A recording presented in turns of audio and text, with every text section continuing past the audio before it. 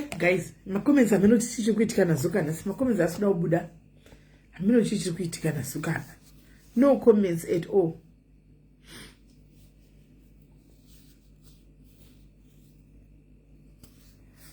No comments at all.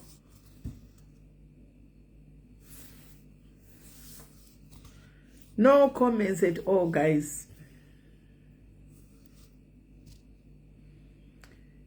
Atongoenda mberi zvakadaro pasina makomenzi. Tongoenda mberi watingarambe chingokata life havasi kubuda pamwe achazobuda kumberi haasi kubuda makomenzi hapana makomenzi. Tongoenda mberi zvakadaro, guys. Maswera seko, guys. Sorry yenyu nasari gaini tokona nemwe phone. Iyo yandichashandisa iyi pamakosi. Mirai nditoverega makomenzi enyu nemwe phone because makomenzi hapana. Amenoti network yazuka here kana kuti phone yangu yakuda kuchinjwa. Atichazivi. Kuti phone yangu yakuda kuchinjwa here kana kuti ndisuka back. Right. Ndakutoona makomenzi enyu, right? Belinda, how are you? Precious Chirwa zviri sei? Twambo Malambo. How are you? Meals Maposa. Zviri sei, right? Itai guys mchingo share live TV tangu pinda munyaya yedu. Timbo play pane mamwe ma old ma videos atinawo. Atula ti play before kusati kwa fonwa ne mwe msikana arenya yake nyaya yacho iri kutonetsawo. Hameno guys, vari kugwa mainini na maiguru pa murume wavo apa. Saka ameno. Ameno. Mira nibona message ya isai. Ameno. Mira ituone message. Mira ndifare ndizo message.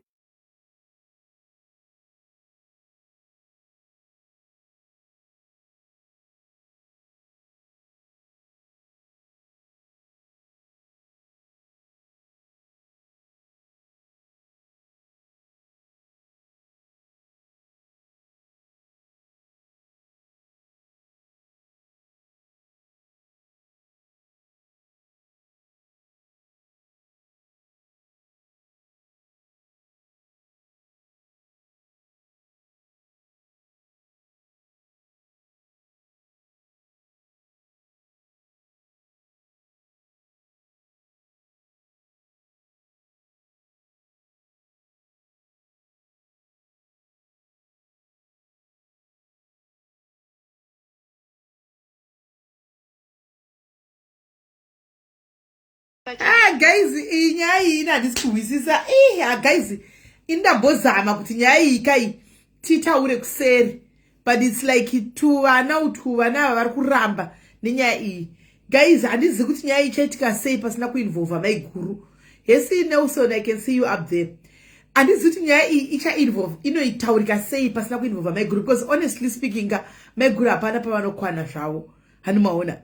But now, andichazivi guys, pane maaudio ari kuiswa panapa. Gaitingoteerera. Muri sei? Makasimba here. Ndine musikana anogara naLi.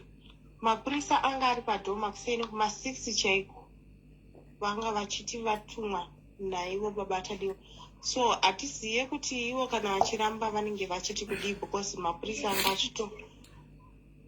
achitoda Li and safety yaLi manje tatotya kuti zvichiri zvega here. Ende nyaya yachona hatisi kutoziva kuti nyaya yei because it's been some months, 2 months now paka nyaya dzese dzapera. Saka what could have triggered kuti munhu azounza mapurisa nhasi kwenguva yese vanga vari kupi?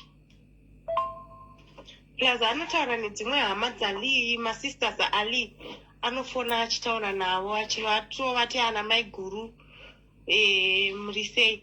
Saka chinonetsa ndechekuti apa anenge achitotaura kuti munin'ina wenyu ndomuda. Saka chinonetsa ndechekuti kana achida munhu anogomutumira mapurisa achirudzi. Guys, ndapera power. Guys, ndapera power. Kwanzi saka apa Li watch is not safe ne condition yake. Nevedwe saka babali muchiri kungofonyera musikana wenyu. Imi muri kuita mukadzi wenyu muchiri kungofonyera musikana wenyu nanhasi. Havarume nikisi vasikana. Hasa ndambona zvakadaro. Pamaja ndakana makomenzi guys. Hapana makomenzi ndakuzokera nona makomenzi kune mifoni. Ndikwada kutozokera nona makomenzi. Zvakaoma. Musikana uyu vakambouya panapa pana mai guru nenyaya yavo. Kana muchiri kurangarira panapa. Yababa vaya yamudhayaris. Baba vatori mumwe wepano. Ikanetsa nyaya iyi panochizama kugadzisa kuti iwe sena nekutukana namai guru, sena nekunetsana namai guru. Saka ndozviri kunzi after nyaya yatatisi yapera paya. Baba vari kuramba vachidzokera futi hamene kuti chokwadi kwati kunyepa here vachidzokera kukuru ari kuti ndikutumigwa vanhu baba vaya vari kuti iti nyaya yacho ina handichahwisisiwo guys kuti nyaya iyi yakamira sei. I don't know. Amen, mirai tinzwe kuvaridzi vayo ivo.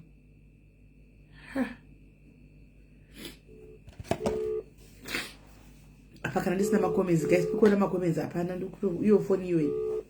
Nasi makomenzi enyu mukatonditi sisimena handisi kumaona.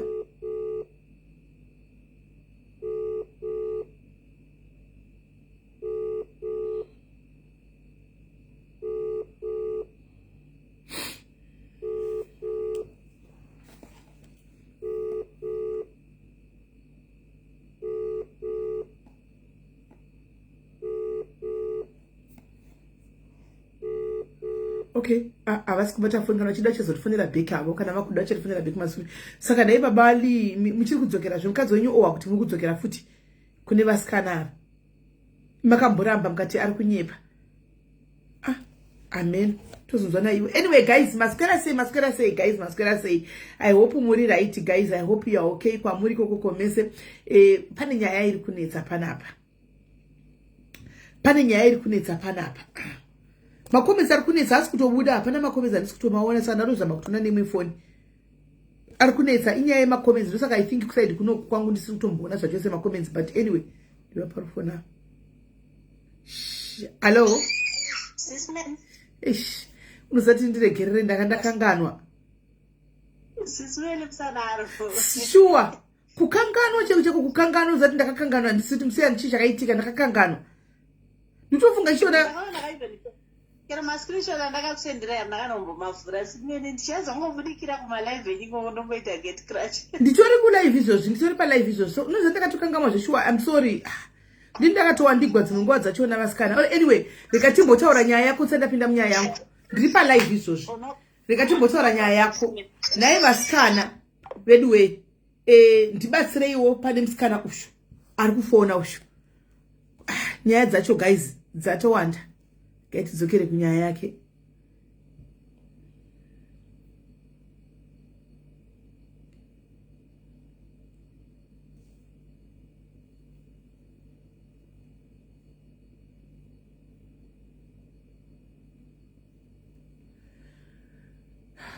Mudimeka kana mukataura nini mukaisa zvekuti munodelete 24 hours guys, nyaya yacho panenge pasisina indinenge ndisingasaioni ipapa zvakadeletiwa.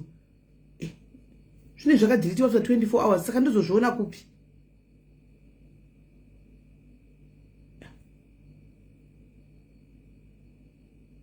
Asika.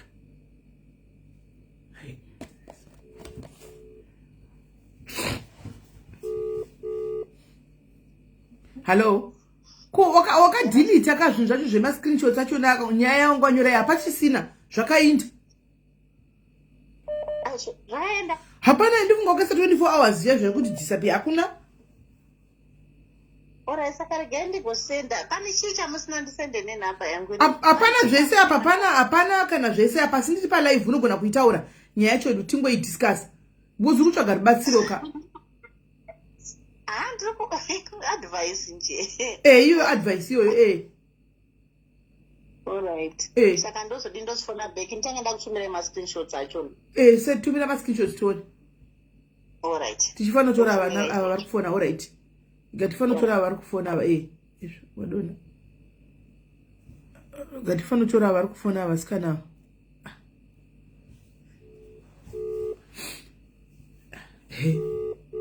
Nyaya yacho. Hello. Maswera sei. Ndaswera maswera sei kona naye mwanangu. Chiko zvechanetsa, chiko chiri kuitika. This is what happened.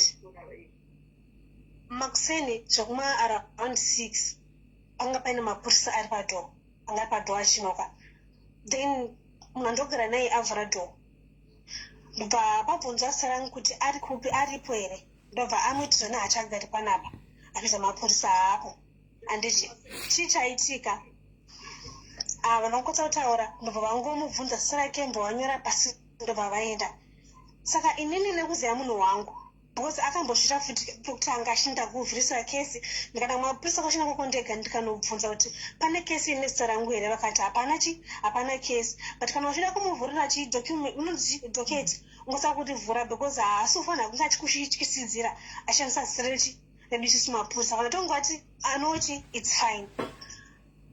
I stopped kumutextira mamwe mamessages kumutasese nekumutsvaga ndichika ndichita move on but unongoza mafeelings haangoperi apa ndine nhumbu futi munomuza situation yangu inini handiti saka pazota munhu amubvunza kuti kwewo watuma mapurisa kunogara mwana uyu what's going on ndobva ati zvoni anzi akandisendera message yekuti I miss you zvikanzi iyo message iyoyo chete ndoyakutriga kuti unzi uri kuenda mapurisa aende zvikanzi loya rangu ndoraendesa vanhu yavo uchi andisa mapurisa mbaka zvikanzi koloya araziva sei kumba kunogara musikana uyu so inini handichatombofile safe because last time akandisi mapurisa ndakuvhusisa case uyangaitwa kumapurisa handiti daisina kutomboenda ndakatogara futi ndiri in fear ndichingoto maybe ndavhurwa zveshachi case kumapurisa how do I know that idzidza dzisi shamwari dzake because ana mafriends ake emapurisa ine mbatadana zvinoto sei ndaizvisiya ndozviziva sei kuti pamwe vachanditora pamwe handisio polisi vachanga pamwe kuti ameno anything can happen this is Cape Town so handisisi safe I feel kuti handisi safe but zvakati zvakashata because inini ndakamove on life yangu ndikuzvoendera kubasa I don't bother him I don't bother even any of his family ndingozvirisa life yangu ndichigara zvandanga ndichingogara ndichifishandira saka iwewe fear yako ndeyekuti uri kutya kuti pamwe iyo ex boyfriend ex yako kana kuti munhu wako here kana kuti ex hatichazivi kuti ari kutumira vanhu kuti pamwe ugone kukuvadzwa yes imi muchiri kutaura mose nababa atove ex smell because we no longer talk to him katobvunza manogara naye anondiwitnessera this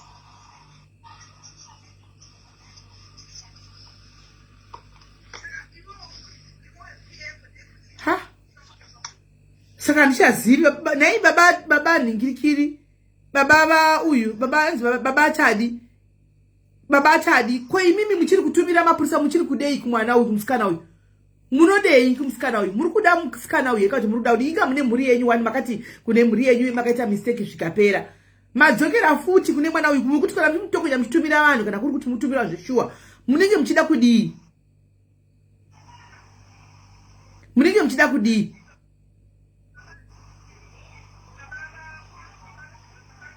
munenge muchida kudii naye baba achadiwa munenge muchida kudii kana mune mukadzi wenyu mukadzi wenyu ari kweko kuCape Town akauya kuCape Town right now musikana uyu muonesana futi mukunesana kwenyu muchapinza futi mukadzi uyu panyaya idzi dzechihure idzi mukadzi wapinda pakati asina chaanoziva nekuda kwokuti mimi pamwe muri kutadza kurega musikana uyu kana kuti zviri kufamba sei handizivi iye ari kuti zvakapera wandakamuva on mberi nelife yangu kutumira mapurisa ndei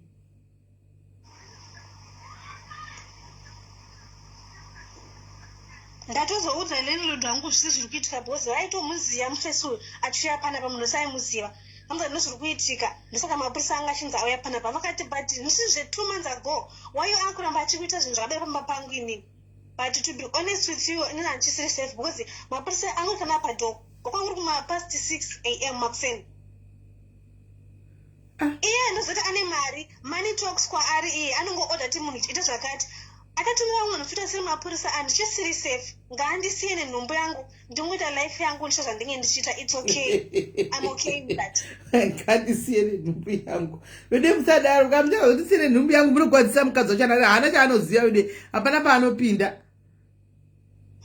handisi kurodzisa mukadzi wake sisimiri vapa nditsoka nanda because I wanted to talk to you like who is woman to woman aiwa mukadzi aramba mukadzi atina mukadzi ati aiwa ida handiri kupindira panyaya dzenyu idzi itai zvinhu zvenyu mega sekuita kwamaiita aramba mukadzi saka inini futi I think for now futi it's high time kuti ndiengage futi family yangu because nasamva ndakatomboudza zvinhu zvese zvashongoitika ndichingosova zvinhu zvangu ndega kuitira mangwana ndikamwe achinzi handisisipo vanoziva kuti chii chakaitika Yeah, I think for safety yako kana uri kutya kuti munhu anogona kukawadha for safety reasons chingodzaidza hama zvichigara zichiziva handi dziri kuzatu nenhumbu yake kana zvichinzi hanzi ndezvepeace order andoza chinonzi peace order handitika ndafanira kunge ndakafonerwa inini nemapurisa kandi vakandiseva handiti ndosaina but I have never received that. Iye kana achiri kundidani ngatiite zvakanaka neni handiti titaure if we are going to do co-parenting titaura zvakanaka noti kuda kuramba achindityisidzira bosi anoziva kuti zoni ndinotoningirikina. It's very bad. Achindida ngauye kataura nemi zvakanaka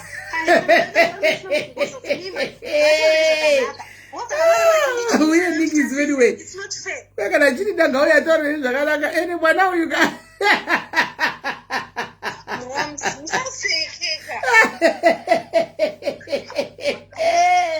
ndingati gankuseka zviwa zvakadaro kana iva ndeibabatani kwai kana muchindida huyai kuno kumutaure zvakanaka kwai toita comparending zvakanaka panyaya yemwana vedu weka zvakaoma hazvo varume ka kana vasikana inini makanditsura ndikateerera advice yenyu ndikatadza hangu kuti aiwa rega ndivasiye baba nemhuri yavo ndichiitisa zvinhu zvimadhima ndizvoendera kubasa. I've been doing that. Chekuti anzani akasendera message yekunzi I miss you hazvimupe right yekuti anozoda kunditumira vanhu kuzondiataka ndokuna mukana kamusuwa bhozi ndine mwana wake kamudumu mangu here there mahormones. You should understand that. Saka akakutumira message yekuti I love you I miss you kana kuti chiya iye paabvunza neimwe hama yangu yamubvunza kuti ko uri kutumire mapurisa handiti ati hanzoni is because akanditumira message yetanzi kuti I miss you. Iwe ndiwe wakatumira message yekuti I miss you. Zvona saka ndototati umutumire vanhu here message yekuti I miss you zvikanzi loya rangu but pandokuti inini handiti ndinokuti handibvunze kumusenda ndojekunzi I miss you because I've never signed anything kana inonzi chiya peace order. Saka loya rakaita nongomukara kuti hanzi boss warisiva message yakanzi I miss you pakuta zvakadai soizvizvo I don't understand. Ndomushandiro azvo here baba chadide machidzikama nemi zvomoti nyadzisana yanzvo adzinga murimo wedu pano ko muri kuitireiko rega ndimbotira kuedza ari kuti request pamwe macomments anobva auya. Let me try to edit when ndaona request macomments asi kuuya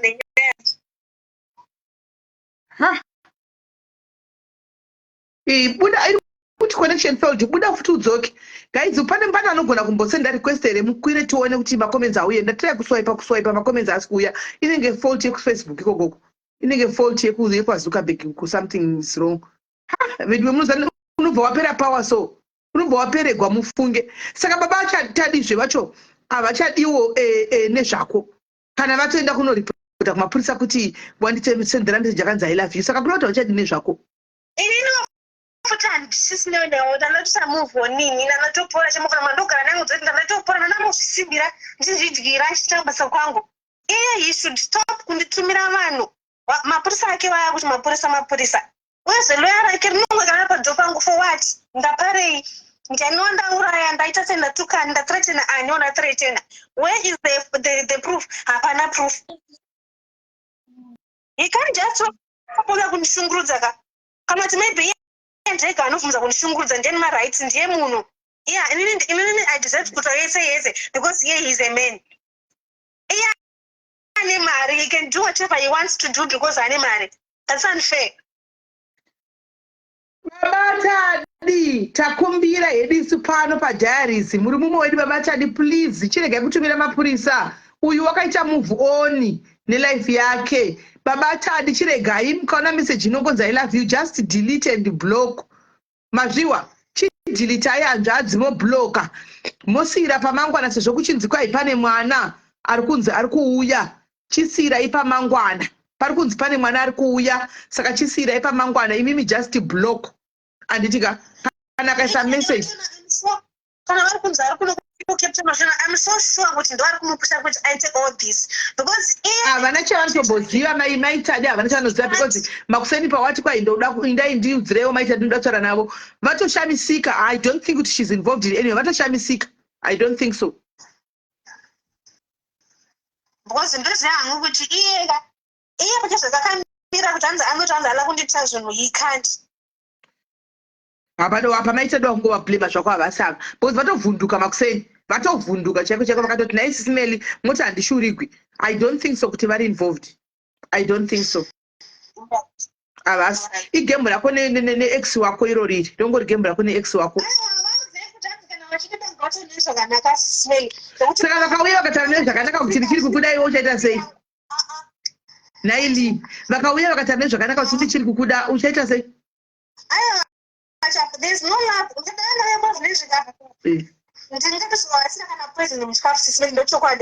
Love between yes, and the one who will be here to stay.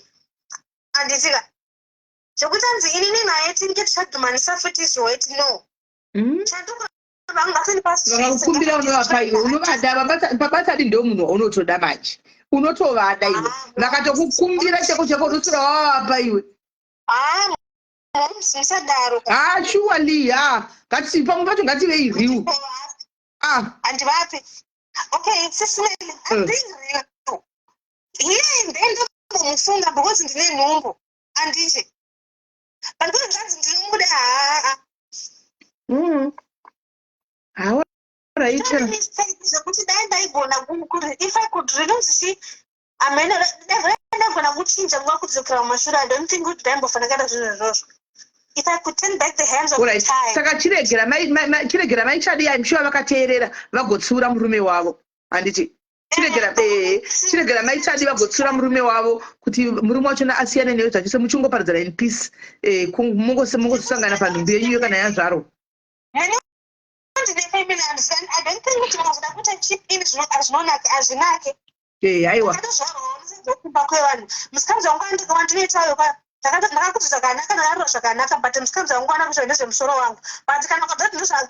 they won't be happy.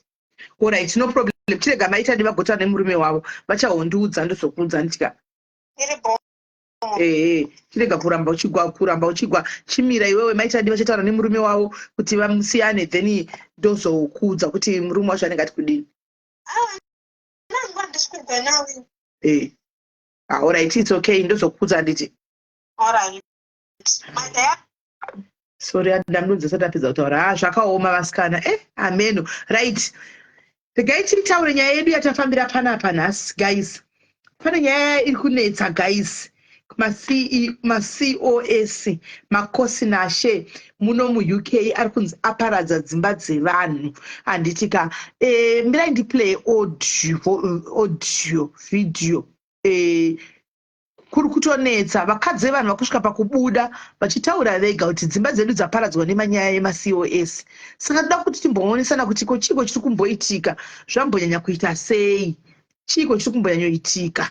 Handiti maona all they know is foul mouth and foul language. They don't know how to do evaluation. Pane inonzi evaluation yekuti you can generalize kuti uchisefa. I want to give you an example. Chembere inonzi Penelope, I'm proud of being a COS. What are you teaching? Chisha uri kudzidzisa. Unodzidzei kubva kuna Penelope? Somebody who's even failed their own life.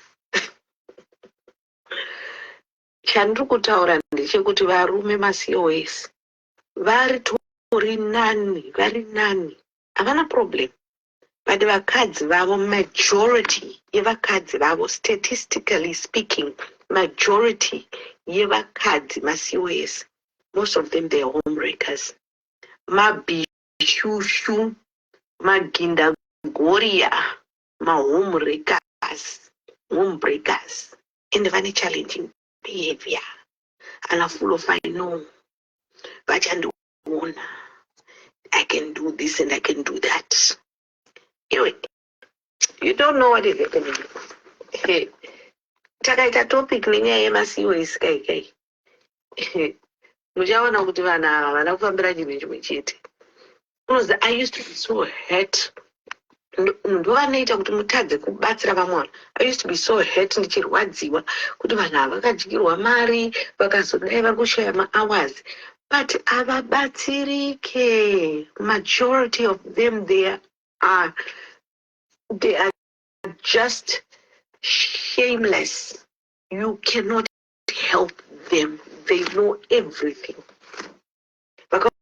Vachiti yana toda kunovagadzirisa, toda kunovashiratidza. But vazhinji vacho vari kubondera. Open your eyes and see. Open your ears and hear.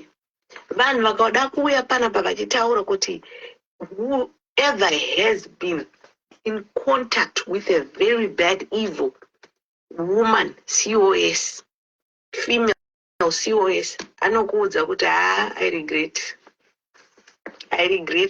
They live your life scattered. Anokuscatter, and they go. Then they start crying wolf. They start crying wolves in sheepskin. Masoshe mugange, magindagoria, mabishushu, manyama, mahuri asina oda. Mukona kuti violence but ndikukudza ichokwadi. Somebody has to say it, and I will say it. And I'm not saying most of them. I am saying majority of them. And havadi varume vavo, havatombovadi, vanoda vevamwe. Majority of them vanopedzera vakuchema, and nobody wants to help them. Panapa, I want to challenge vakaunza ma-COS vane hama kana ma-relatives. Very few are happy. Most they are regretting. Vanoti kalaba yerudzi. Vana verudzi. Fallen angels, demonic Jezebels, vakadzi. Most of them, not all of them. What?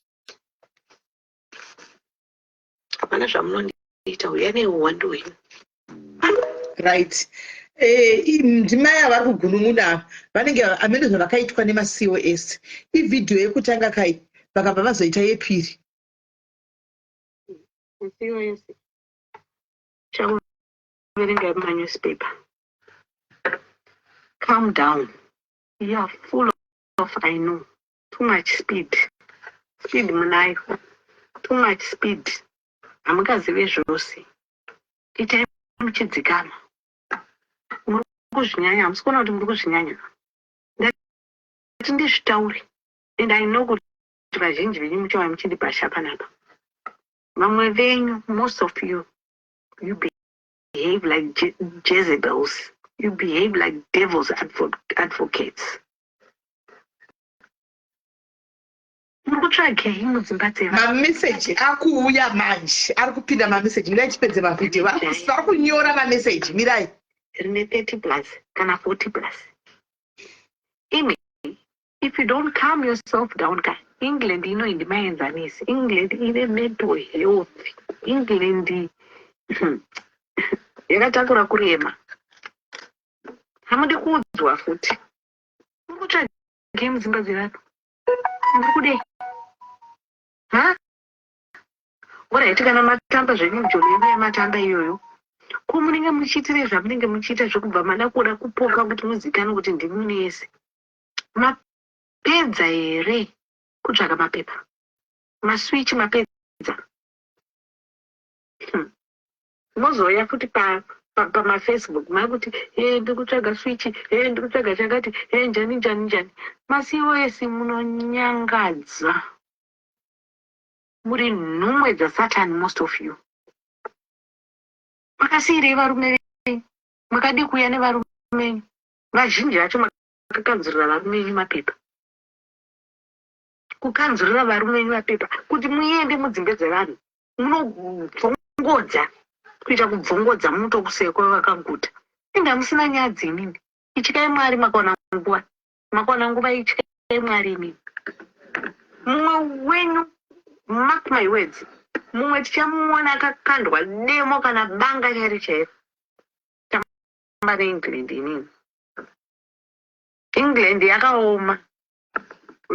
vanhu vane mabills, shared expenses, vanhu vane ma-investments home and here. Musade kuda kutipa miedzo muno munyika munomu yekuzoita magofundme. Fambirai chinhu chimwe chete. Hamutsurike, hamuudzike. Motofamba muchitoti ma-ancestors, the ancestor, imimika mukaona nguva ichika Mwari imimi. Upgrade your own men. Don't go for other people's men. Don't go for other people's husbands. Fear God.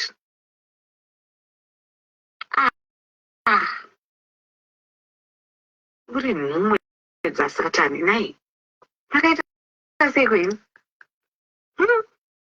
Hamuna matyira. Shuwa iwe unofunga kuti iwe unoriona kubijaya rine 30 kana 40 muno muengland muno. Kuchakutadzisa kunza wako murume ndiyani. Vanhu muno vane vanhu vavo. Isu kana tiri kuvatadza isu. Imi ndimi muchavagona. Imi kai. Imi. Apo mugoti mune mukanwa makaora. Munotukirira. Hamuna kukwana.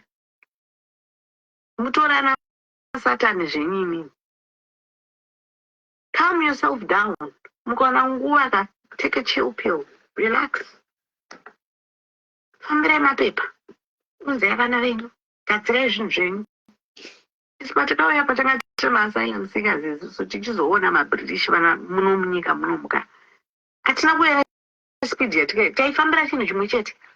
Speed yamunayo iyi. Munobondera chete. Gore rinorika tichakuverengai vamwe venyu. Tichakuverengai. Indava imini.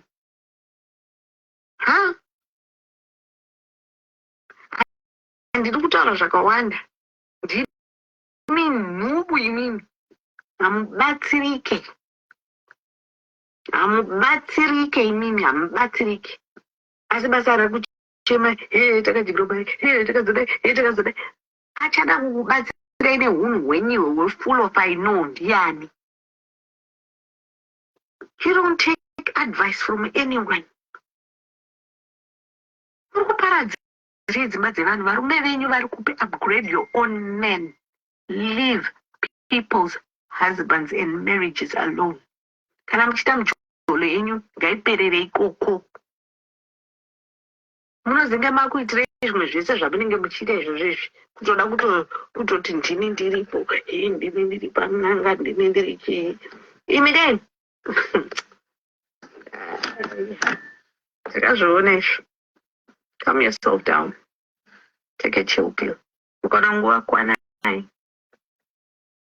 And don't come here muchindibhasha. Ndakuudzai, I have to tell you. Because vazhinji vakanyarara. Vanokutyaini kuti mukanwa menyu makafumuka makaora. Right.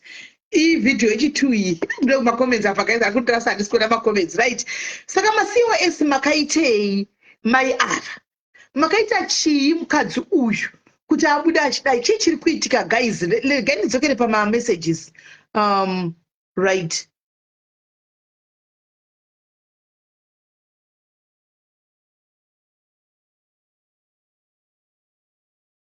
Okay. All right. It's like munhu akadheta mukadzi. There is. It's like munhu akadheta mukadzi ari kutaura apa. Murume uyu ndiye auya ku-inbox kwangu right now. Asenda message. Yandichavereka kuda vide macomments enyu ndomaone because handinongorida ende titengerewo zvemefoni. Iko ndinongadi kuti ndione macomments ndichiverenga. Saka this guy I think is the one who dated the lady ari kutaura apa. Anyora message yekuti inini I was manipulated and spent thousands of pounds. Then I was made to look like I was the one on the wrong. Nyaya ikasvika kufamily yangu. I was wrong by dating this woman. Asi she ruined my life. Kana kuti ndeimwe. Kana kuti ndei, alright, mirai tione kuti kuindepi. Kana mirai tione. She even knew kuti I was married. Okay, saka ava ndofunga kudanana nemuCOS. Okay, saka hanzvadzi ava vakadana neMCOS vasenda message iyi haikona uyu mukadzi uyu vakadanana neMCOS womumwe saka ndo vari kutaura. She even knew I was married, but she wanted the relationship irregardless. Your sister was even going out with someone's husband food. Right, inyaya yemaCOS ishi yandauya nayo iyi. So we've got a guy here arikuti akamanipulatewa to spend thousands of pounds and it was made to look like ndiye ari wrong mufamily anditika mavo aritoadmita kuti I was wrong by dating this woman asi pakupedzisira akazondirwinira life yangu. Hanzi mukadzi uyu aitoziva, she knew that I was married but she didn't care. She wanted the marriage irregardless. And Sisiwe Msikana Uwadenana was also going out with another married man as well. Okay, so this is a confirmation. Nyaya tukutaura pano. And di abu di ava vakasangana nezvinhu izviwo vasangana neMCOS vakadliwa thousands of pounds vachidaro, right? Then after this video iyabuda ndakatumira somebody else anditika, then zvechokwadi pane zvakaitika. There is a lady, I'm not going to mention her name because I know atikwanisi kuti mention Mastevan, but I know the lady personally. I think she's from somewhere there kwandobvako. Anditika pane mavideos akasendwa kwandiri kuswera suro aine musikana muCOS vedu weka ndakawa kumerera. Musikana muCOS uyu handichakwanisi ndikutaridzei mavidhio aya guys. Akaita kuisa mumuromo rose iri ziblambi, akaita kuisa ziblambi rese riri mumuromo remurume uyu maimwana achiita kurisveta remurume. Then pakatumirwa nudhu rake akashama akafuratira apane petiti bodika akatarisa uko akabudisa shure yose iyi maimwana Africa yose iri pashe yakati nga kudai. Saka ndofunga mapicture aya aitumirwa murume akaita kuita kuisa muromo. Handisi toitora sei mapicture riri mumuromo kudaro fesi yakati nga ndonga zvinofoni memurume ere ndoma zvakawandikwa handizivi handimaona. So ndo zvakaitika izvozvo and then but pane pandakazongoshora zvangu, as much as it hates vasikana vakadzi vagara munoudhara kana muchinge manyengerwa vasikana ava vana ava maCOS, sometimes it's not worth it kushandisa vana. Don't use kids for your battles, because pane video yakazobuda anditika iri kucirculata akabva ashandisa mwana. It's hating because mwana mudiki hapana chaanoziva. Chipondanai muri 2 mupedzerane. Mai vaitorwa nemurume mwana achiva chirekodha amai. No, let's not use kids guys. Tine hondo nevarume, it's true, but let's not use kids handitika because this will damage vana kusvikira nekusingaperi. You my sister, if you are listening, you were recording mwana achitaura. Yes, of course mwana aitsiura baba vake handitika, but recording and leaking mwana achitaura, that was wrong. Mwana hapana paanokwana. Remember kuti mangwana munogadzirisana handitika, munogadzirisana and mwana obuda mavideos aya akatenderera social media yese, and so we might as well play them so that munzwe mwana uyu.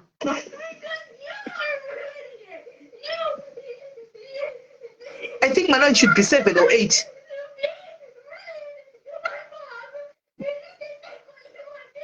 This is heartbreaking.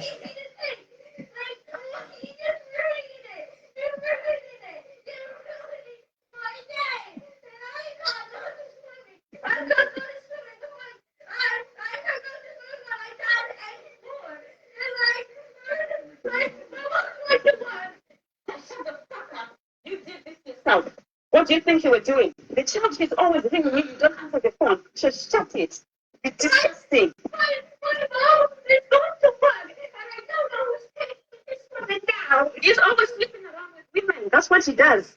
And you need to stop. It's disgusting. Dad, you need to stop. You're upsetting a child. She rang you 20 times. You don't answer. You need to stop.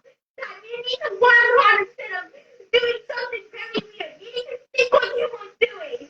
You definitely need to think what you're doing. Stop. You need to stop. Just stop. Just please. I don't want to do this anymore. You just being rude to my mom. And I'm sending this to all your group friends so that you know how upset you are to the kids. I am doing that, including that girl of yours. I'm doing that. No, you will wait. It's very disgusting. That's disgusting. I'm disgusting. I know why. so you are disgusting.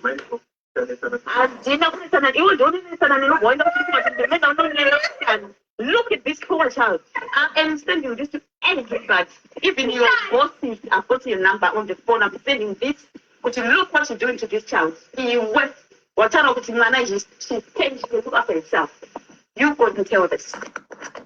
I'm sending this video. I'm sending it. It's gonna go viral. No one I'm going to put this one for that. That's you. This is your child. This is my child. Who's doing this to a child? What are you doing? Dad, you're being so disgusting to me. You're being so disgusting. Look, you married this wife. You married this wife.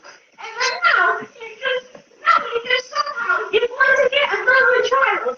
And I just had a nice day at school.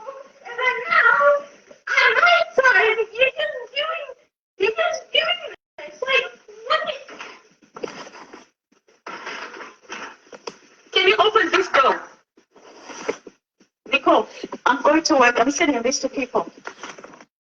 Come on, guys. Yes, I know kuti varume tikusangana ma problems anenge aripo and things like that. And tika I think okay, somebody send a message. Panavanze, I think it's wrong.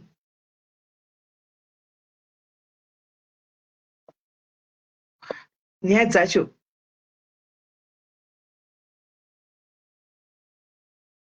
Okay, pane hama yemukadzi nyaya dzacho. All right. Pane send a message akati, I think it's wrong. People should stop calling other people COS. That's wrong. And because the varume vanongoita musikanzwa generally, pane send a message. And then pane send a message zvakare achiti mukadzi ari pa video angachitaura ihama yangu. Anonzi ndobva ataura zita anditika hondo yaari kurwa haisi hondo yemurume wake. So I don't know kuti hondo yacho yaari kurwa ndeyechii anditika, but inini personally I think it's just wrong kuti pakadai so mukunzwa voice remwana nditi mwana achitaura nenyaya yekuti ari kushandiswa kumasure kuti ari kushandiswa kumasure mwana ari kushandiswa kunzi ataure kumasure kuti mwana zviri kuitika izvo. I don't think it's really right, guys. I don't think so.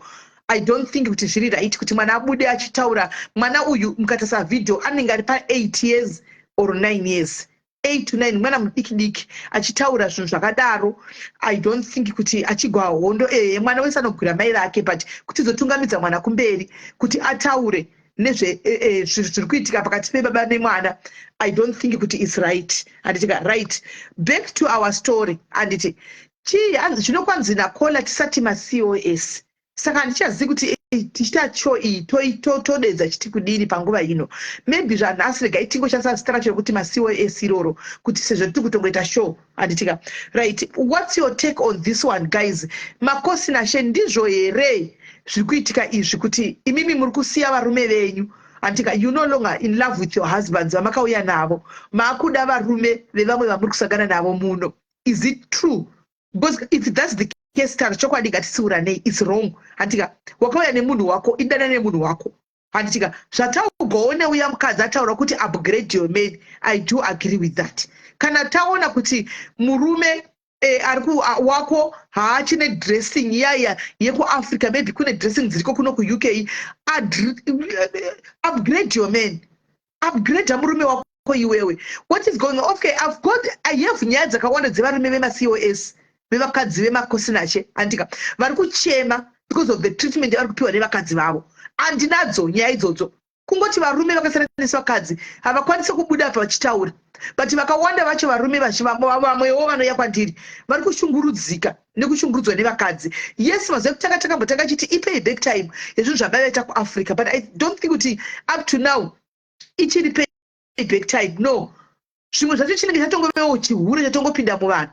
Animona chatongove chihure chatongopinda muvanhuwo nekutopanduka kwamatongove kwakutongoitawo. Animona, of which it is wrong. It's very wrong. Ngatitsiura nei. Handika, I am one of the COSs. And ndotozvitaura ndakagara panapa ndakatomira even apo because hamuzoti hanzi vari kuita godo nesu 20 years. Handika, alright, ndiniwo ndikutaura ndisi 20 years pachenu.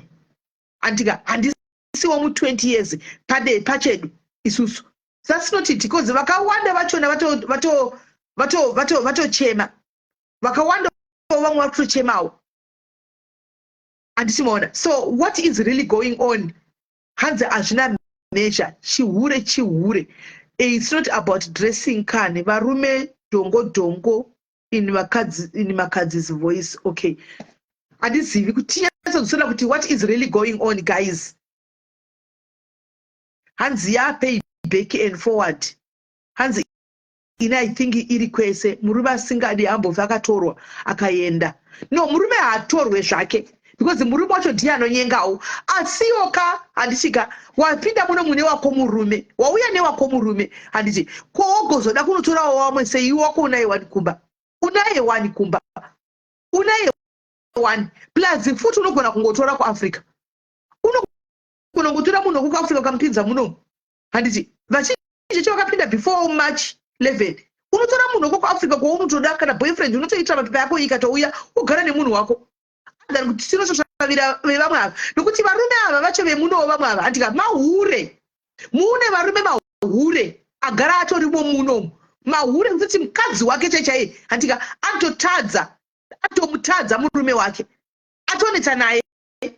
Saka pakapindawo makosina sharp shungu dziri kuperera ikoko, because mukosina chanenge achiudzwa chinzi handizoziva kuti chanenge achiudzwa chinzi ndozokuitira chii kana kuti amendozvo zvinenge zvichizoitika ukoko pakuudzana apa panenge pachiitika izvi. But chokwadi chiripo ndechekuti as they need money, because mari haisi kukwana, too much freedom here. Most of the CEOs they need money, mari haisi kukwana. Saka anayo mari Diani nailushia, anaye mari. Thank you admin vaisa number, because thank you nemasters mwanangu, nditoona newe phone, nditongoona nefoni imwe iyi haina manhingikiri, haina macomments. Saka anawo ndeipi, anawo mari ndeipi, vemuno vacho vane mari, do they have money?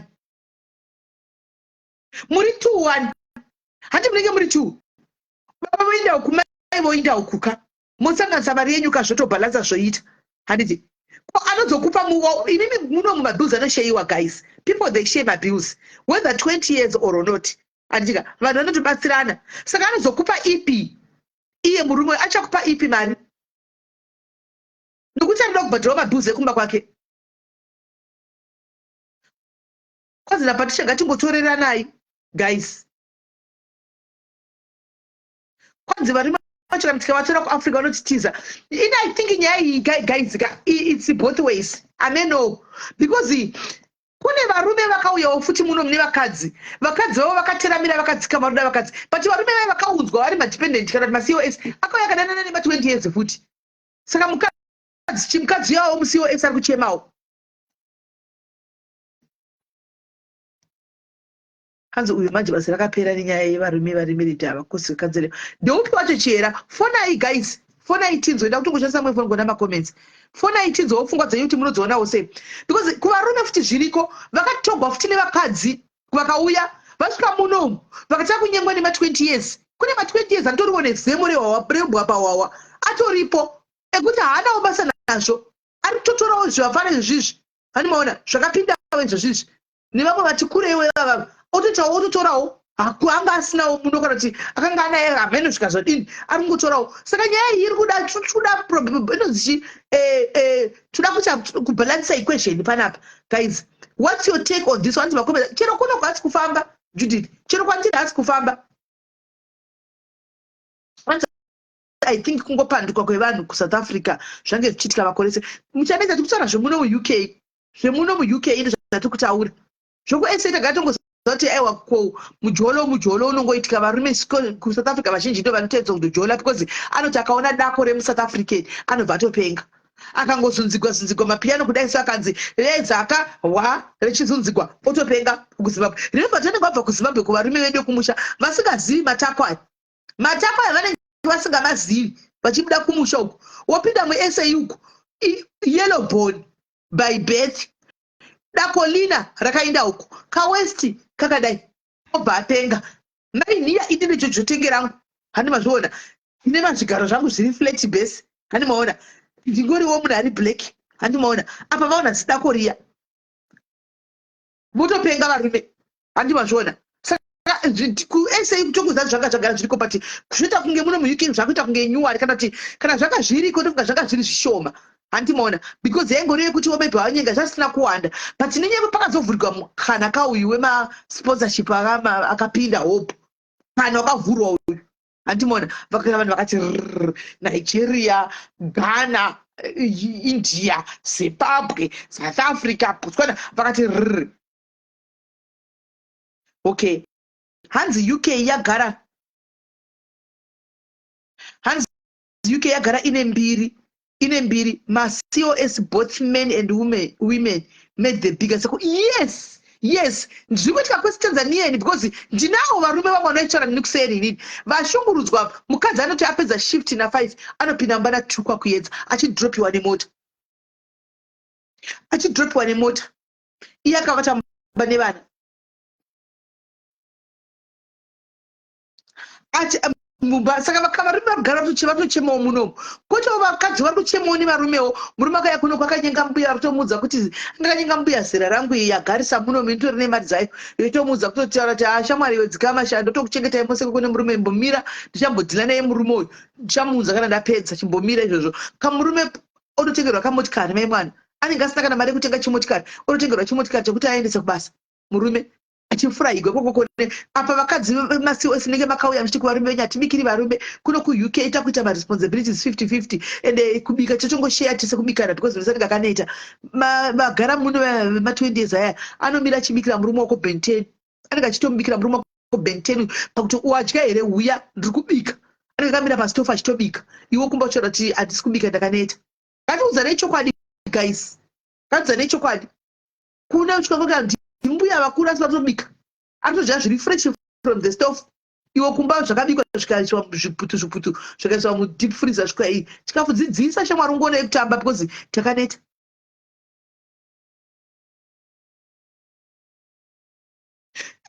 guys fonaiwo tinzwe pfungwa dzenyu namba dziri papo fonai tinzwe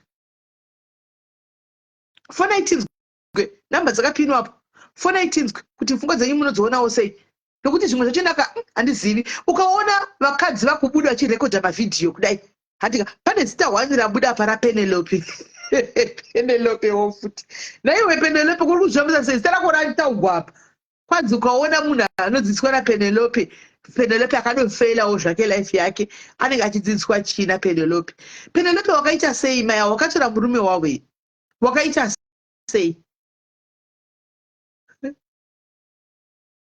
wakaitawo sei naye Penelope maya zita rako sarangobuda ndera Penelope kuti ukaona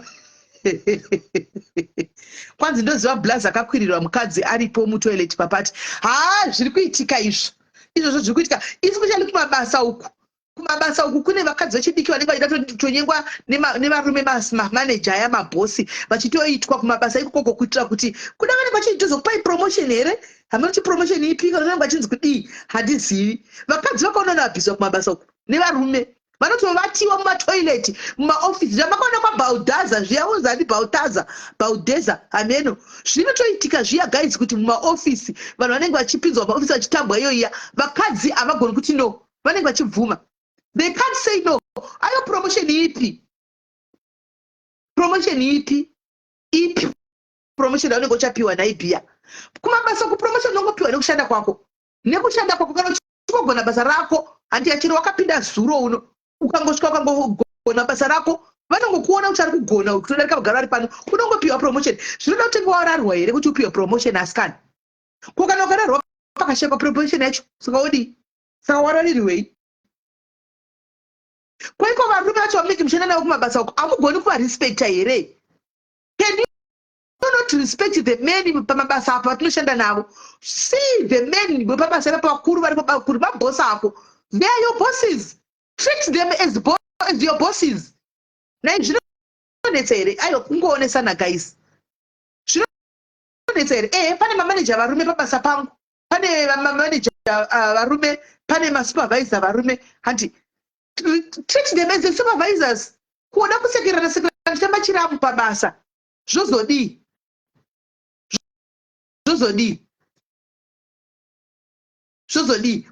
just just kungovatrita kuti ndipabasa panapa ihanzvadzi yangu. Pagara ungomuti hanzvadzi hamba kujairira chikuti newe ndimbova chaonewe, hamba kujairira chidaro. Pagara ungomutodza kuti iwe uri hanzvadzi yangu iwewe. Handika uri hanzvadzi yangu pabasa ipapo, chero une posisheni yakadini, anokujairira here guys achikumbira kuti ndikumbira kuti ndimbokuvata mutoireti, chiwosistirei. But ukanosekenyeka uchinozunza magaro mudhuze, anokumbira inemere, anokumbira opromotswa zvinhu zvinenge zvichipo.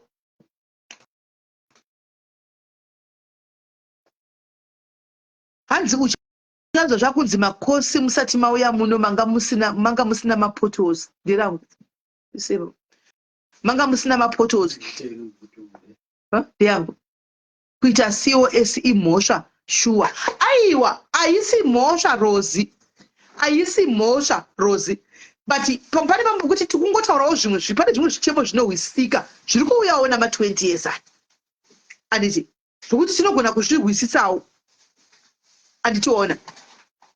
Asi muri kurangarira kuti pakaitika inonzi chii paya, pakaitika ingaunoita unojestremo, pane pakaitika Zimfest paya, murume uya mukadzi okuya pana pachiti murume akaenda kuZimfest one Saturday, yanga yatove Thursday achizosara adzoka kumba achingoti murume ari kuZimfest nhasi vhiki rose ariko ikoko kuZimfest.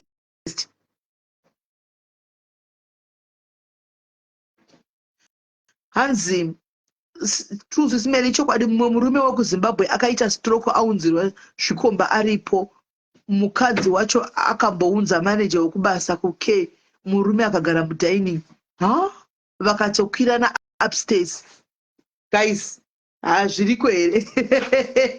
Aiwa, zvanzi alowadi, zviriko here? Murume akatogara pasi apa, motokwira upstairs. Aiwa, zviriko here? Hanzi Zimfest West. I was there once, Naomi. I went there once, Paya last year when I visited. I saw it this year. That's why I said I'm not going there. That's why I said no. You know what? I'm not gonna be there. I marketed the show, but I was not gonna go there.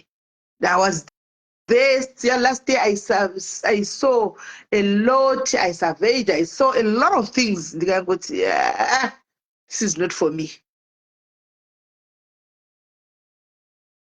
And I think people are facing a lot of share my hours at the shift, so they end up which is road they need to avoid. But and this zivi hangu lizi kushaya ma hours kwacho watuti mashaya ma hours mazano zvaanani mazivano zvave nani mazivano zvave nani tara chokwadi chako mazano zvaanani. Plus I think zvekushaya ma hours ezvaka zvinongodependa webinde kukambani kwaunenge waenda uchinoshanda, ukangoshanda kumakambani akangorongeka ma hours angoripo au koma hours wakasaidira unotongoma 1 andimoni akumasawangawadza pakunda totongoma 1 zvokudipenda nekuti because nyaya yandakaona panyaya dzemakambani aya dzemaCOS pakavhurwa makambani AK muno handika pacho pakavhurwa makambani ekutona pakazobuda maCOS pepa achitengeswa achita sei pepa ndofunga munhu wese akarejista akangovhura kambani yake aigona ngonosvika ndavhura kambani handika obva atopiwa maCOS handimoona vobva vatora mari yavoshandisa but pasina proper planning, vasina experience yekurana kambani. And sorry yenyu handisi kuwanza guys, but it is the truth. Ndokuona kwandakaita inini, vanhu vakanovhura makambani akawanda handimoona vakatora mari vakadya mari and they forgot kuti pavatora mari these people they need to come here mufanira set up yemabasa enyu kuti muvhure handimoona makamba kuti vanhu vatenga vaya pavanopinda muno muvaone mahours aripo. So it did happen like that. Vanhu vamwe vakangotora mari vakanyarara. Kune makambani anotoranwa professionally guys, zvokutodaro zvotoitsona kuti uchitoongorora kambani kutorana kai ikutorana chako zvakatonaka kambani itorana mutodarika mumwe tine mentality yekubhiliva kuti varungu ndovanogona kurana makambani, but I've seen makambani dzemaZimbabwe evanhu vatema ari kutonyazoranwa professionally. Of course kambani aizoshayiwa zvimengampinyiwo apo neapo, but notoona kuti iri kuranwa professionally kambani ishi ende iri kutoenda kuri ende kutoenda kuri.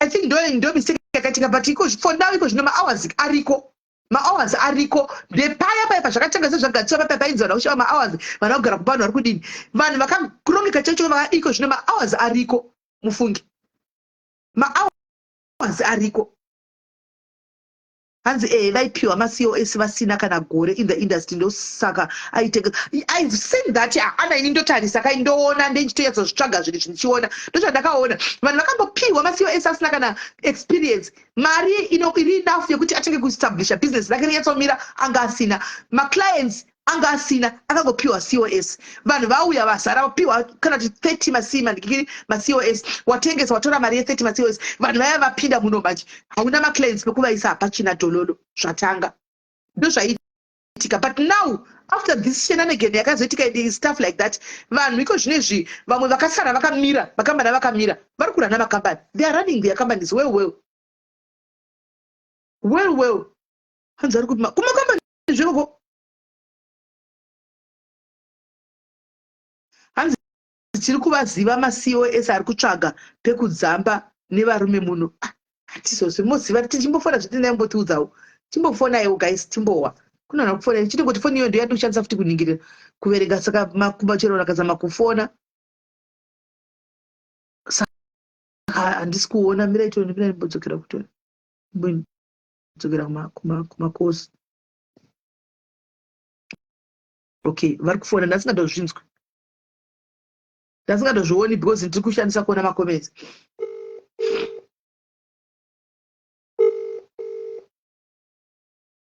Hello. Hi. Yeah. Tiri kufona nenyaya ndichirotaura. Yep.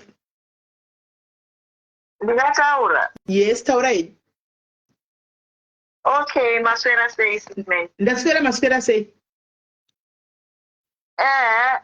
Inini ndine friend yangu atorerwa murume neCOS. I'm sorry to say the word. Okay, no, today let's use that because Dr. Tigone kunyatsonzwisa tutaura nezvei. Sorry to say it, not all of them, but zvaitika apa musikana uyu ane murume kumusha ndiye akauya first panapa uyu weCOS. Because nenyaya iyo handisi kumva munozviziva. Sorry to say it, musikana uyu murume wemunhu uyu andoziva anondwa vakaenda kupabhu kwavari vasangana. Musikana uyu ane murume nevana 2 kuZimbabwe akauya negore asati adzosa murume but vari vese murume ari kugara nevana. Izvezvi musikana uyu panorenta murume uyu avanoita zvezvebonde achitora manaked pictures vachitumirana. Ndomuisa zita here? Ndomuisa zita remusikana here neCOS yakamuudza kuno kana kuti ndoregera? I don't know Kola. Mirai mbona makoments mirai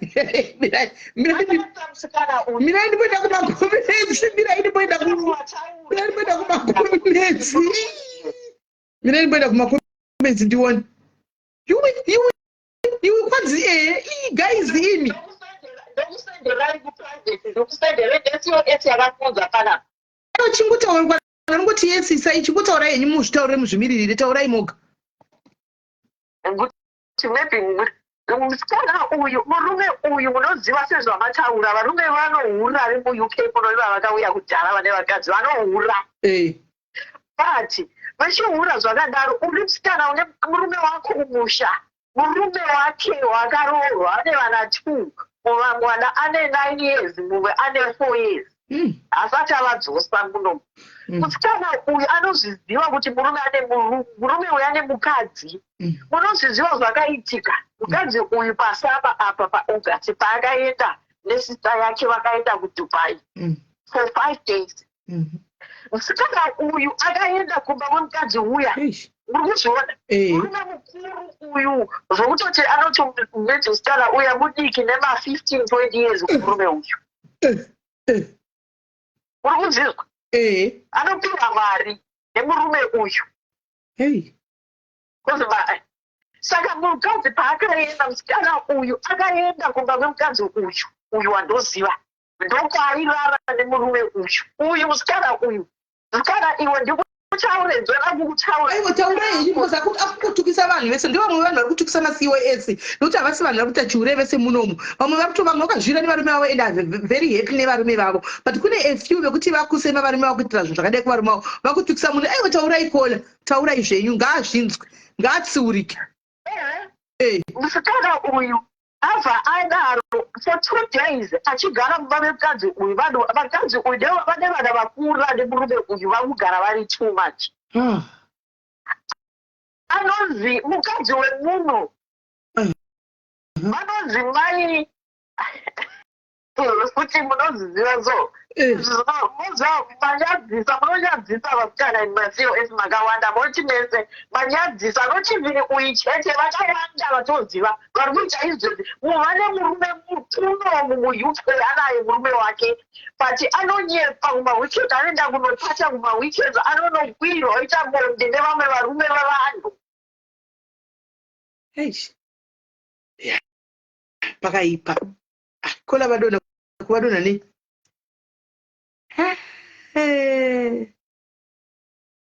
hey vadona kola regai tidzokere kubeki kuna guys kushandisa foni 1 ndikuti ndikaiti uku ndoti uku ndoti uku ndoti uku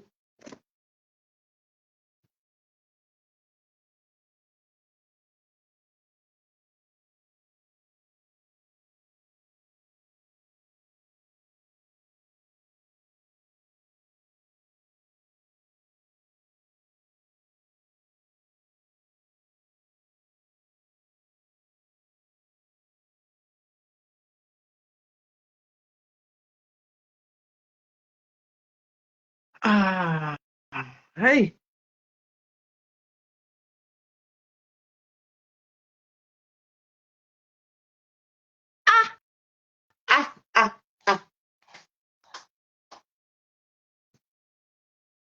hey mo guys yui right gai vadzoke tinzwe alokola vanga madona voti madona sei ndine vave hanzi mira pichana hanzi mira usataura zita izvezvi mira pichana mirai hanzi ndikataura zita manochikana uyachauya panapa utaura zita remurume nemukadzi uya vasi kuda kuzikanwa uri kuziva right kana anozotsiva utaura sare boyfriend yake kuisa zita ravo ava pati tona kuvaisa tamuudza mukadzi kuti asaita kuprotecta vasikana ava ngavaiti ane murume uyu ndowatona kumuti timuise apa kuzimbabwe murume akamirira uko iye achinja achihure nemurume wemunhu munozviziva vasikana haiwa mira asisimerire kandifone after 2 minutes mira alright fona after 2 minutes right pane asendawo message zvinhu zvacho guys pane asendawo message zvikanzi the lady who did those videos achiti macos haazi wake murume akahura nemucos its friends in their circles kuuk imo muuk muno pane mucos akatopinzwa mumba memunhu mufunge and she knew he was married. She's also married mucos wacho anokwirirwawo mumba meumwe mukadzi no man saka vayane vhidhiyo vari kunzi naye vari kudana navo nemurume mucos wo hamene zvikutagwawo pakanzi pane mumwe mucos akapinzwa futi mumba memunhuwo handitika achiziva kuti mukadzi uyo ari married izvo zvacho right segai tipodzokera kumacomments tinoona live yekuita pasina macomments so hazvinyatsokuvaya zvoda wabvisa wega macomments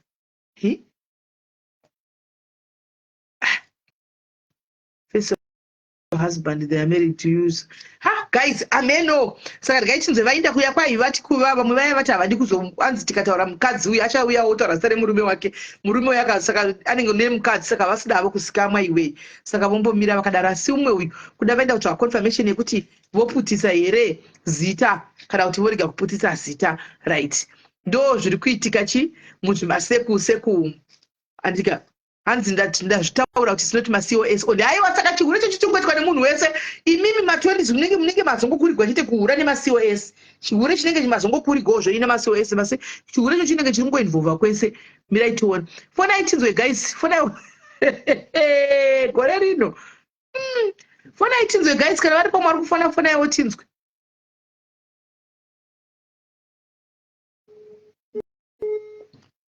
uye nikisi. Hello. Hello, Auntie Millie. Tina time yakawanda. I'll just say a few words. And that's kuti I don't think kuti Masio is kete any problem. I think issue rotoitika is realized on one kuti Europe, especially Europe and America. Kunenge kwaita dambudziko rechihure. As you can see, inini nyika yandiri ndikatanga kukudzai nyaya dzacho munotodambuka mazino nekuseka. Zvakawanda zviri kuitika, especially to the girl child, even to the boy child as well. So handizivi kuti problem nderekuti takugamira chirungu padenga here, or what's happening exactly. Because panotoda kuti vanhu vabetserwe zvisingaiti, because vasikana zvamamuchitaura zvaivo zvokuti vanhu vanoti vari papati, people can just go in the toilet votoita zvavanoita, and zviri normal. And inini nyika yandiri vamwe vamashofe anetsa futi. Mashofe akapinda mashofe. So mashofe anenge anoti anodrive I think 3 weeks around Europe, and then 1 week vanonzi like off. Vazhinji vanenge variwo kumagirlfriend, ofichi vazhinji vane vakadzi kuZimbabwe, vanenge vari kumagirlfriend vachibikirwa, vachiita zvese, vachivapa zvimari zvishoma izvozvo. So chihure ichi chichanetsa. Isusu vamwe tatoita give up kuti tichapinda here mumarriage macho nezviri kuitika izvi, zvakutotyisa. Pakaipa amen. It's really scary, and tatoshaya kuti tichapinda kana kuti zvichangofa zvakaloda. Amen. Kola, thank you very much. Akatibvunzwa vamwe. Amen. Hanzi nakola chihure ichi chinenge chiri kungoitika pasi rose kwese kuma-European countries. Haisi nyaya yekuti chihure chiri kuitwa mu-UK chete nema-COS. Ndikola vakati kunyika yavari kuri kuitikawo zveko zvizhinji zvokutoti zvinotokandisa mapfumo pasi. Vakataura nyaya yemashofe. Mashofe egara uziva zvawo. Shofe here inda pabhodha rekuese yapo unoonerera vedu zvikadzi zvichibika kumapoto kuya. Hello Kola. Hello, Sismel. Ndaswera sei? Ndaswera. Ndizvo zviri kuenderana, ndotaura hangu here nyaya yangu Sismel. Tati kutaura here chikototaura kuti tati kutaura yedu yema-COS, but unokwanisa kungotaura zvako. Kana ndozodzoka? Hachikotaura.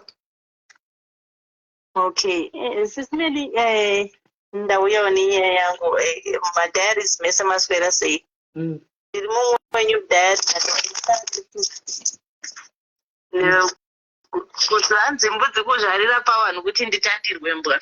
Sismel, ndine nyaya yangu iri kundinetsawo. Handina peace Sismel, handizvi kuti toitei ispiriti yezvikwereti here kana Sismel ndanetseka nezvikwereti. Zvikwereti zvandishungurudza. Ndasvika patime yekusvika pakuti haukwanisi kana kurara kana foni chaiyo unosvika panguva yekuti hakuchakwanisi kuavoida macalls, unenge wotongofesana nazvo. Sismel, ndoshanda kuCity Power muno muJohannesburg. City Power inoti kana uchiita basa it's fix and supply. Okay. So ndakatanga zvakanaka, invested zvakanaka 350. But yese mari yakapera because unosupply wega material wozobhadharwa after, so they take time kuti ubhadharwa.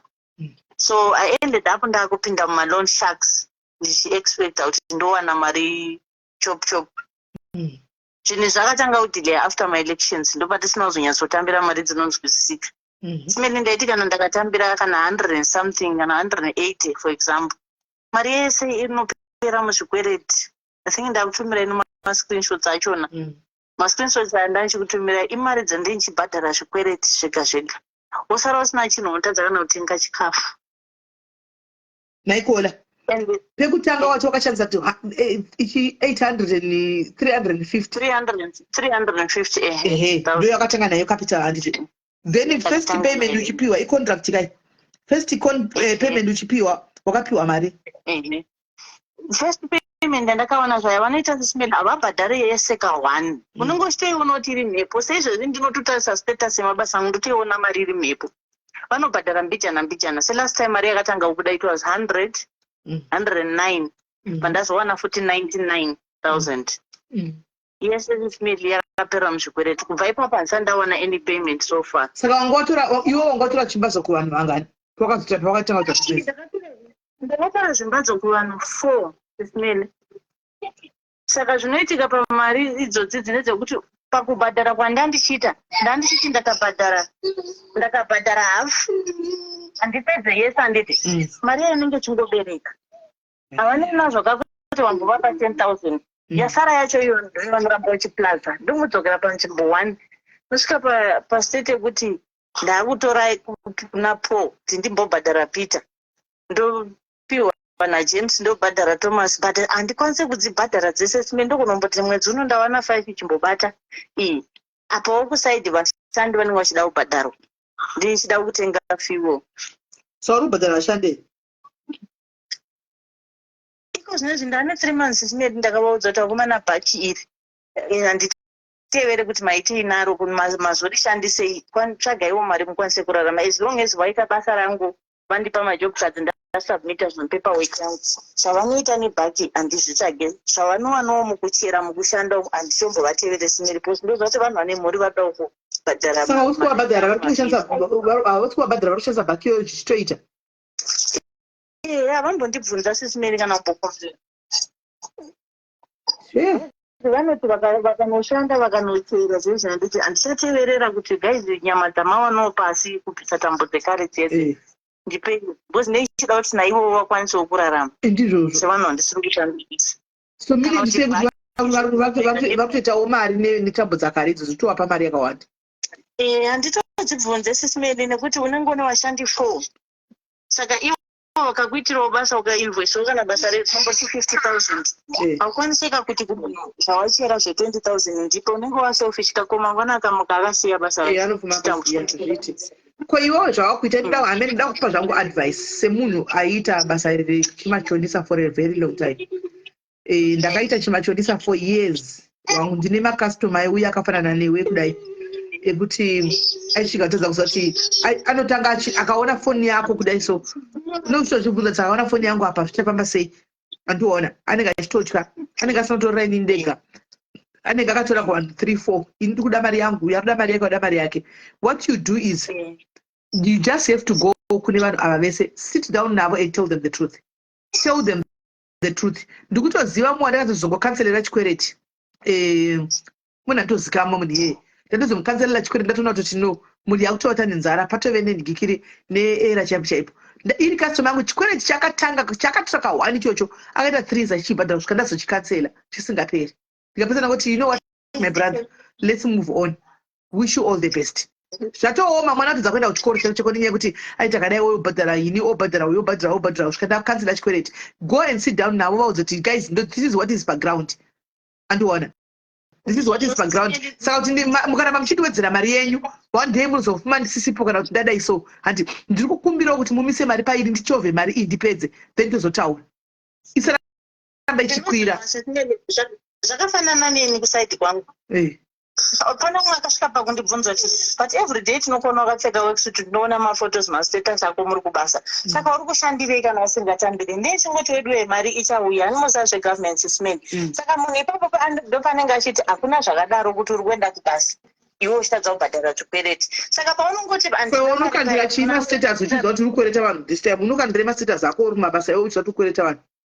Okay sisimeli zvakafanana rege ndipindure pa zvakafanana nevanhu vandinokwereta vazhinji vachona even vashandi vangu vanhu vavanotoziva saka mamwe acho vanotomaona kumastatus ndopavanondibvunza kuti zvamuri kushanda waniko sei musiri kubhadharwa nevamwe kutoti anotokuona shuwa uchibva kubasa ukubvunza saka kubasa kwacho uri kushandirei but ndo situation iri paground kubuda pachena chako sometimes kwakatonaka chaiko ufunge kubuda pachena wakanaka chako ndo situation aunayo go and tell them ndikana kuti pandakatanga bhiza ndakukwereta imimega ndakuti saka mari yacho handina ndachikumbira mukaramba muchikwidza handika ndinopesana zova mukashava mari yenyu kana pesana zova ndabuda mungaenda mari yenyu mukashava mari yenyu ndandichikumbira kuti musakwidze mari iyi imire ipapo ndipedze kubhadhara.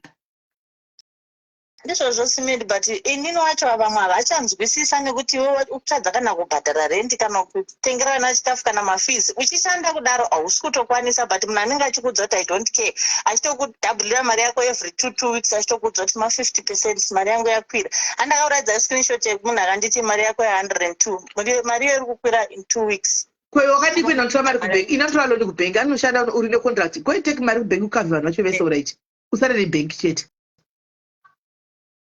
All right, assessment. Chaiko zvino how much are you owing in total?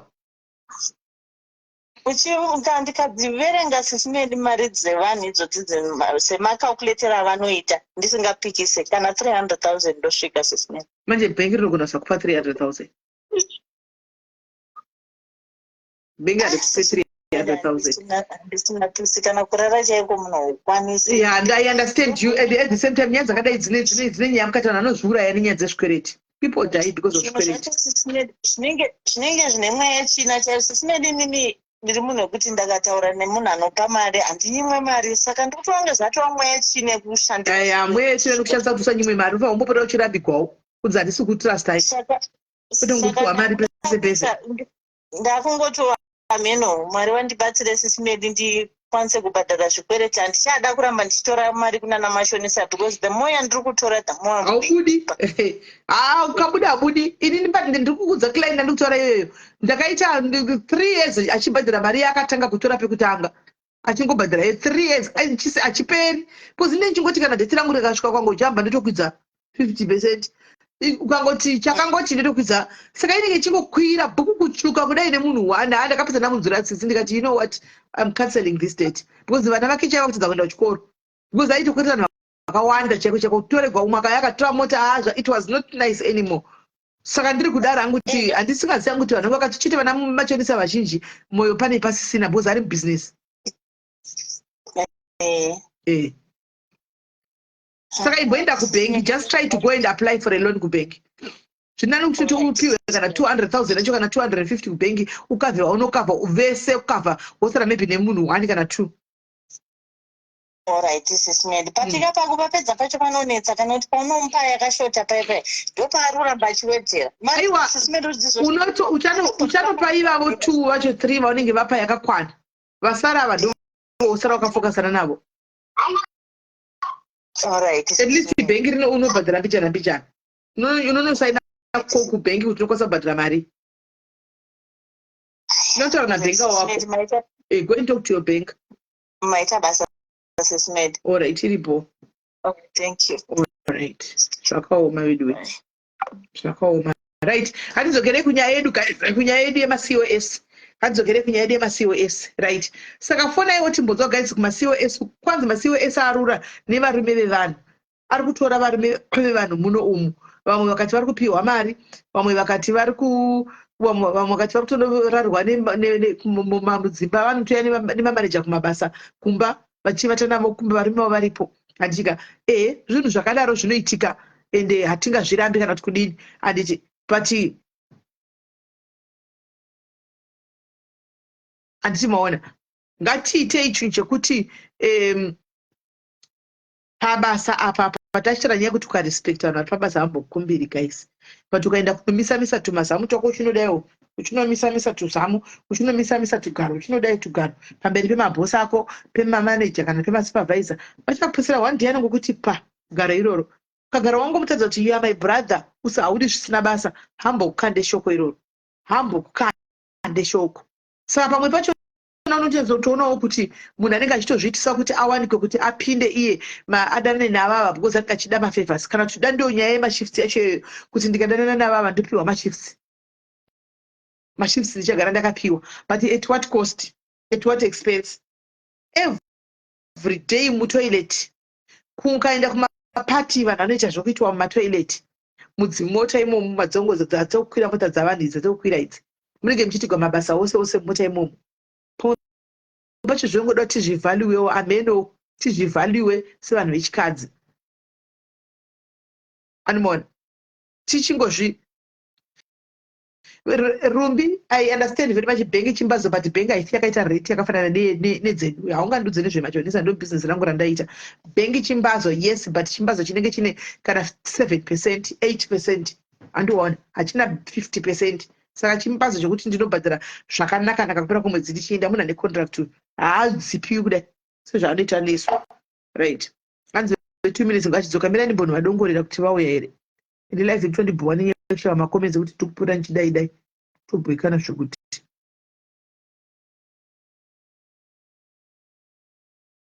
alright. 2 minutes vadzoka here. Havasati vadzoka. Timbovanza. Ndibhuwa zvokuti live nenyaya yekushava mandipiriwei guys.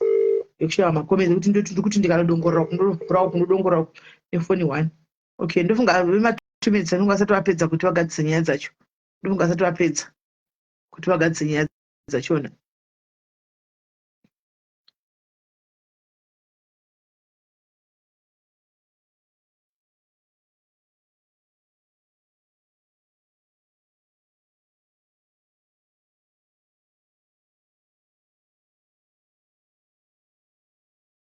Right. Guys, fona yo tinzwe. Fona itinzwe guys. Tinzwe kuti mumasiwo uku kwakamirawo sei kwenyu muri kuzviona sei. But masiwo ngatitsiuranei. Haiwa. Zvimwe zvacho ngatizotsiuranai. Apa masiwo anoshama. Baba apa anoshama ka? Anoshama. Zvokuti ya. Apa anogeza kakabva nepa essay apa. Anogeza. Nai. Izvo chokwadi zvacho. Asiwo hamusi kufadza abiya yenyu. Thank you Victoria Ongorova. How are you? Thank you Victoria. Ndingoona pakanzi 250 stars but haasi kunyatso hakunako macomments. Thank you Victoria. Faneka guys tito contribution tinzwe. Hanzi vanhu vatoshanda nawe ihanzvadzi. Exactly. Vanhu vanoshanda nawe ihanzvadzi. Address them as my brother. Hanzvadzi yangu hanzvadzi avabva kunyengi. But ukangoadresa uchingoti iniki Brian Joe Tom anokunyenga. Address them appropriately. Address them appropriately. Nokuti manje tikatsamwisa maseniors edu aya mamwe acho ari muno hanzi wani munhu akadanana nemurume 1 Karo haasi 1 hake zvekuti 1 iri ratovedzera mahara haasi 1 havasi vese zvavo but havasi 1 ende vamwe vakauya nevarumewo zvandikutotaura hangu semunhu anotaura nevanhu anoshanda necommunity varume vari kuchema vasikana ngatiregei kudaro varume vedu anditika wakatora murume wako kumusha wako uchiziva kuti murume wako thank you Victoria. That's Victoria akatidhima. Thank you Victoria. Ne500 sales naivedu ndisirewo kama love nemalikes for Victoria handisi kuona hangu macomments but masters ari kubudikira guys. Okay, regaiti munhu vari kufona. Hello Kola. Hello, muri right here Meli. Ndiri right muri sei? Aiwa tiripo. Aiwa isusu tisima 20 plus aya munogara muchingotaura. Saka inini murume wangu takatangawo agency yedu kudhara. Vakazita mukana wema-COS murume wangu haasi wekumusha kwedu. Saka takabva taemployo vakawanda vakauya nema-COS. Maona ndakaona murume wangu akunyanya kutarisa andoita sei. Kubva ndamunza ndakati shamwari vese vatakatora vese vari positive. Saka ndo yavakaita saka akutotya hatichatombotarisa ndakamuzoti vese vari kuona vese vava positive yega and ndainge itori criteria yataitosarudza nayo kuti tikutora vanhu vari positive kuti tivape opportunity yekuti vashandire. Stop at. Saka kana akaona vakadii kana vakadii anenge akutotya kuti iwe ndakati shamwari ona isaka ndi 20 something years vakuda kutanga kurwara nhasi. Saka iyo izvo zvakabatsira chaizvo. But imimi kuya kuti imimi hamusi kutarisa murume wenyu kakona. temptation inogona kuzongoitika umufunge asi munoti asi kola munoti imimi kana anyatsoda zvake zvekuti kwai zvigwerezvo anongopfeka ane basa nazvo anongopfeka makondomu. Ndakamuudza kuti ningirikini mazuva ano haichashanda yaane iri stronger kwane stronger strength yekuti asi murungu here muri monyi okay because munhu mutema hazvizvizizvi ndakamuudza kuti chomari kuafrica kwaubva marubva kuafrica ngwarira saka anobva atya akabva atya zvekutya zveshe zvokuti vanouya zvamamuchambotaura ka imi musisimeri munongoziva kuti isusu tagara muno pazhinji chacho takati simbei tidya tichimaona utu toya zvimapetiti zvimaslimu izvi turi kuya tumaslimu vaimaka tinenge tichikiya tugamshoti haikona chireko kubasa inini chandotaura nechekuti sometimes chireko kubasa kumabasa chachoko dzimwe hakuna mauniform kune mamwe mabasa ndiche pfeka dress appropriately pane tumashepi tumachiende vana futi vana vadiki kakwanzira but munongoziva kuti varume ino vanogona kusvikawo kumazera achiwayo saka takati aiwa regedza tigare tazvikwanisa saka iwa makagona makasosera waya pateritori yenyu kole makagona ndakasosera waya and then ndine shamwari dzanguwo dzagarawo mufunge munongozivawo kuti kunoku pane nguva yakamboita period tatingoti taakutozivana unoziva kuti kunonhingi kunosi kuna nhingi kunhingi kuna mune makutomuziana muchingosangana mumapati mumagroups mumachichi saka varume vanga vekurecycla kuti uyu akarambanana uyu akuenda kunoroora uyu akabva apa ari kuenda pane vanhu vekuziva saka kuyo kwakaita macos kwakavhurirawo vanenge navangu neshamwari dzangu dzisina varume dzedze kuti vachitorawo sezvamamuchambotaura zvezvekuti variko ana zvichembere zvekubikira mabenten aiwa zviriko because vavhurirwawo kamukana wekuti kuchiuya fresh meat saka mune shamwari dzenyu dzakatotora kumacos varume dzakatorwawo vechifana iva mabenten variko vakatosiyawo vakadzowo kumba variko thank you kona imi ndimabhalanisa nhingi kwejeni yacho iyi magona because zvazvongoita kunge macos chete kunge imimi ma20 years musiri kutorawo zvipana zvechicos because vanhu munoziva kuti pakamboita time yekuti vanhu vaiimpota vanhu vaitora kubva kuzimbabwe chaiko time akatora anaulidana taitani vanhu vaitora kubva kumusha maona saka izvi ndezvo vari kuya vegazvi vari kuya vega unongotorawo ngosarudzawo pane chigurupu ipapo unondotorawopi utotora utogara naye ende vachanzi vamwe vacho munongoziva sisimeri vanenge vatori dzimba dzavo vatori mamogeji avo havane mari dzavo settled pane mukomana anga achidanana ari mudiaries so anga achidanana nawamwe mama so saka izvino ndonga zvakona namama vaya akatouya kusora nezuro muinbox mava chisimeli ndakasiyana nashuga mami vaya ndikutsvagawo vamwe ndiitewo kahukapo vari kuda zvavo ane chimoto chakadoteverwa zvinhu zvacho senge ndinonyatsoziva shamwari yangu yepadhusedhusa ane chirenji rovha chake saka benten ndiye anenge achitendera nayo renji rovha iya vachienda kumaholiday vachiita sese ari kungosvikopinda mu4 bedroom house hapana chaanobhadhara holiday kungoenda ndimacos anokwanisa kutravela yavanoenda saka akangosvikopinda mulife ende munhu akadaro uzochoka zvako vegaudensia uri kuafrica kouku hacheuki saka nyaya chakatooma saka but ndakachengedza ndiprotecte territory yangu iapa makaprotecta territory vanhu vese vari kupinda vasatombotarisa zvako aiwa makagona tinofanira makagona asi munatarisa kune management kune varume vanenge vari kumanagement munatarisa varume ivavo vari kumanagement kuti pane here zvekuitika nestaff because vanogona kuexploitawo futi vashandi achirada ndogona chinindi kumusoro kumanagement ndogona kuitira mashifti akawanda kudai chihure chichitorohwa raichandai rozi mumaofisi menyimo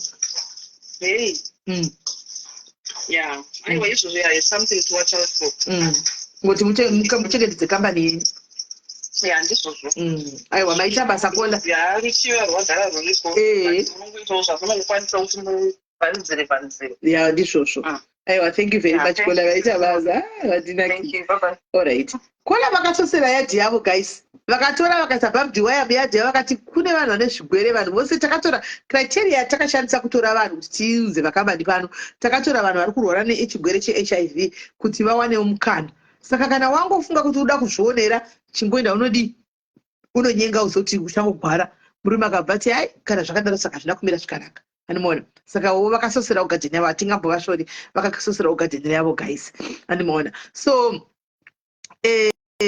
hanzi mukudye orange iorange chairo chairo iorange hanzi vakabvira asiwezi kuzozvidhifenda hanzi zvakabvira kare zvakazviriko asi zvanga zvisina kunyanya kuda muno mueurope zvasina kunyanya kuwandawo zvazonyanyawo kanenyaya yekuti macos akapindawozve zvazonyanya but imi varume vacho vagara ne23 ma23 years muno ma20 years muri muno dzikamai hamunongoti kungoona vakadzi vapinda muno motomhanya navo mukadzi angopinda motomhanya navo angopinda kudai motomhanya naye dzikamai imimi gutsikanai nevakadzi enyu vamuinawo kudzimba uku gutsikanai navo zvomomanyira nhasi zvii hamusi kuziva kuti pane siki yakabuda nepacape town apa hamusi kuziva kuti pane siki yakanetsa yakabuda nepacape town apa hamusi kuiziva iriko dzikamai mugare mune vakadzi venyu kudzimba ikoko garai nevakadzi venyu kumba ikoko 9 nokuti kana mukaruramba muchingo mukaudzwa kuno kuti hamene henyu chakupostai right pana umwe anoda kufona guys okay hello Kola Hello, Smelly. yes muri sei Tiri right. Ndandifone ndikotaura kuti mamwe masiwo ese vakadzi vanotambudza varume vavo. Neshamwari yangu akaunza murume wake. Murume wake ndo shamwari yangu, noti mukadzi wachona. But murume ari kuti chero basa raawana. Kana achingova nemari yakawanda kudarika yomukadzi, anotomeka sure kuti asiya basa iro amvanzi iwe ndiwe unochengeta vana. Saka how can you go to work? And anawana basa rakanaka nemari yakawanda stereki. Zvokutoti nezuro aitonzi kunyanya hama dzomukadzi dzichitomuudza kuti no iwewe rako basa unofana kunge uchisenza kunana McDonald's noti because ari trained zvana mechanics anobva anzi no iwewe haungaendi ikoko haukwanisi kuzolook after the kids chero akatraya sei kuti vabetsere vanobva kuti aiwa isatikwanisi which is quite sad but manje upenyu hwavo hauimprovika hauimprove mukadzi haasi kuzviona izvozvo haasi kuzviona ungati murume awana mukana aona basa rake rinomupa mari yakanaka kuti kwaichengeta vana kumba let's njira mayangomira muchingori mu1 room 2 rooms imo I think vada kuti mukadzi arambe ari holder weCOS because murume aiti angawana opportunity kune imwe company not after 6 months tokubvumidza kuti udi uapply COS nesu but mukadzi akati ko 6 months achona vana vanochengetwa nani saka masisters emukadzi manje anobva ati hazviiti iwewe ndiwe unochengeta vana isati kwanisa kubatsira achizvibvumawo murume wacho ndombotaya kutaura naye but anonyanya kutaurisa maplans ake kuhama dzemukadzi saka vanokasira kuzvivharisa saka haari kuona moto akavhisiwa ndofunga nefoshoro chaine bhara chairo unganzirega kuti basa rine mari unoshanda kumacdonalds naingunoshanda nechikoro kumacdonalds sisiveli anotowana basa rakanaka kunana Ford vana Mercedes Benz masalari okuma40 chaiko but akatosiya katuke sachisiya zvakaoma but ari kuona moto vanotomeka sure kuti vamutaridza kuti havamufariri but handizoti achaita plani ipi because havatombomudi zvajose yapakaipa vanoona ndiye anoita zvese zvevana chero mukadzi ari ofa anopiki vana kubva kuchikoro ndiye anonopika chero zvikaita sei ndiyacho inozoitawo abuse ari munobatsirana here zvacho zvozonyanya inaangwanizodziri chisystem chamakaintrodusa imi vanhu vekuuk imi ndimi makaintrodusa iyemi ma20s iyemi tokupai mhosva ndimi makaintrodusa kuti kuti tinofanirwa kubatsirana kusuka maplates ndimi masioresa akafoniwa zvinhu zvamakataura imimi kuti vanhu vanobatsirana onai dzimba dzirikupa nyika dzenyu muri kubikira varume venyu chero mabhagwaza vakaneta muri kuya mumira paso kubikira varume venyu but imi makazvitaura vari kutora dzitsiso yekunzi kwakanzi zvinhu zvinoshayaniwa saka ita hatichabiki varume ngavabiki dzimba dziri kuparara aiwa vatozozvitora the wrong way because it's not like it has to happen this way but ndo zviri kutoitika kuti vanototi ndo zvazvava now it's my turn ndiwo akuita oenda akuzorora ndo zvazvakuita manje hai pane atouya kusereka tisi ndipewo hendu varume vari kudadi kwavo inangu handichengeti munhu tinochengetana atouya kusereka zvinyorera asi tipewo varume vari kudadi kwavo totodendawana hangu mwane vana vake ini sezvo ndine vanguwo tongochiipa nhamba yake watari kudadi kwatipe hedu uyu wavuya seriipe zvako uya kuseri undipe tipe uyu zvimbozambana kuti mukadzi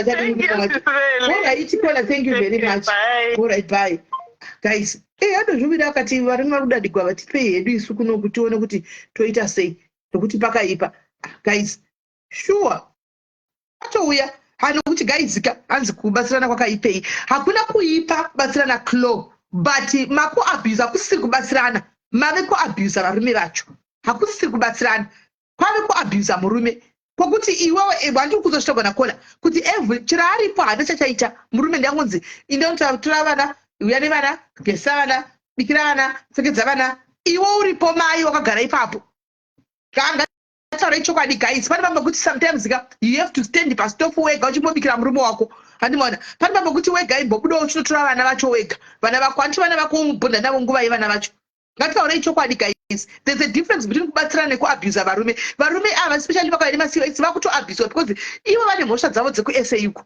handimaona nekuzimbabwe kodzi vaiparamura vachiita zvinhu zvakadai kuvakadza zvino vakadzi yava kutsiva iko zvino vakadzi yava kutsiva iko zvino ndochokwadi chiri kuitika handimaona but now zvimwe zvacho danga yatove abuse hakusiri kubatsirana kwakanaka kuti inini ndabvawo ndiri kubasawo iye atanga kusvika kumba haangazondimiririka ndichaisa na9 kuti ndisvike kumba na9 kana kuti ndichaisa na8 ndosvika na8:30 achiti vachauya mobika iwe wasvika chifanira kuisawo pastofu handiti kandokubatsirana ikoko kwete kuti nditoripo nasura jerusalem sindiri off kudai so handitika iye atopinda zvino tichibikai aiwa guys hakusiri kubatsirana yave abuse iyoyo inenge yatove abuse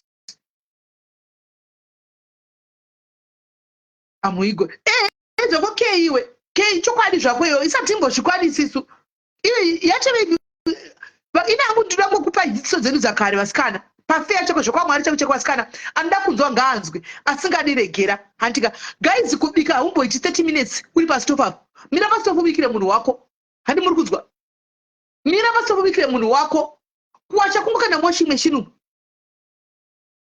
private number hello private number hello okay and kiri muponi ngori pongo kada mwachi wowacha kwete kuti every day tinenge tichingoti kwai munhu ngatoningirira kuti angochatenderwa kutoileti mai mwana kunowaipiwa nemurume kutoileti because chachidzoi kuno kuzviri arume vacho vakunoka zvazvidzoi unovaona mutauni umwe achipusha hakuna hazvina kuipa handika hazvina kuipa anenge ane vana mutauni vachipushawo kuitirawo kuti mari dzokuendesa kumakreshi nechii handika murume anenge ane vana achizopushawo achiitawo majutizi ake ane vana achifambawo nevana zvakanaka chose asivo mai kana muripo ibasa renyu ibasa renyuwo kana muripo amai handimaona ungobvotidza kana kungobika understand inzi kuti vanhu vari kutsika hanzi tipei namba yakapiniwapo iyo namba iripindapo namba yakapiniwapo seizvozvi muri kuvatsvinyira varume ngatitaurei chokwadi guys muri kuvadaro varume ava handi kune vari kutouya kuseriva kuti tipei varume ava unyenga ake muri munhu uyu moti kwenda taigwa murume ngatitaurei chokwadi guys ngatitaurei chokwadi handimaona uyatouyawo wakati ndipei hangu ini ndinobikira murume ushu atoya zvakakadaro anzi ndipei ini ndinovabikira murume ndinovabikira vanobikira zveshuwa kufuraigwa chava chopamenywa mamusingafurai imimi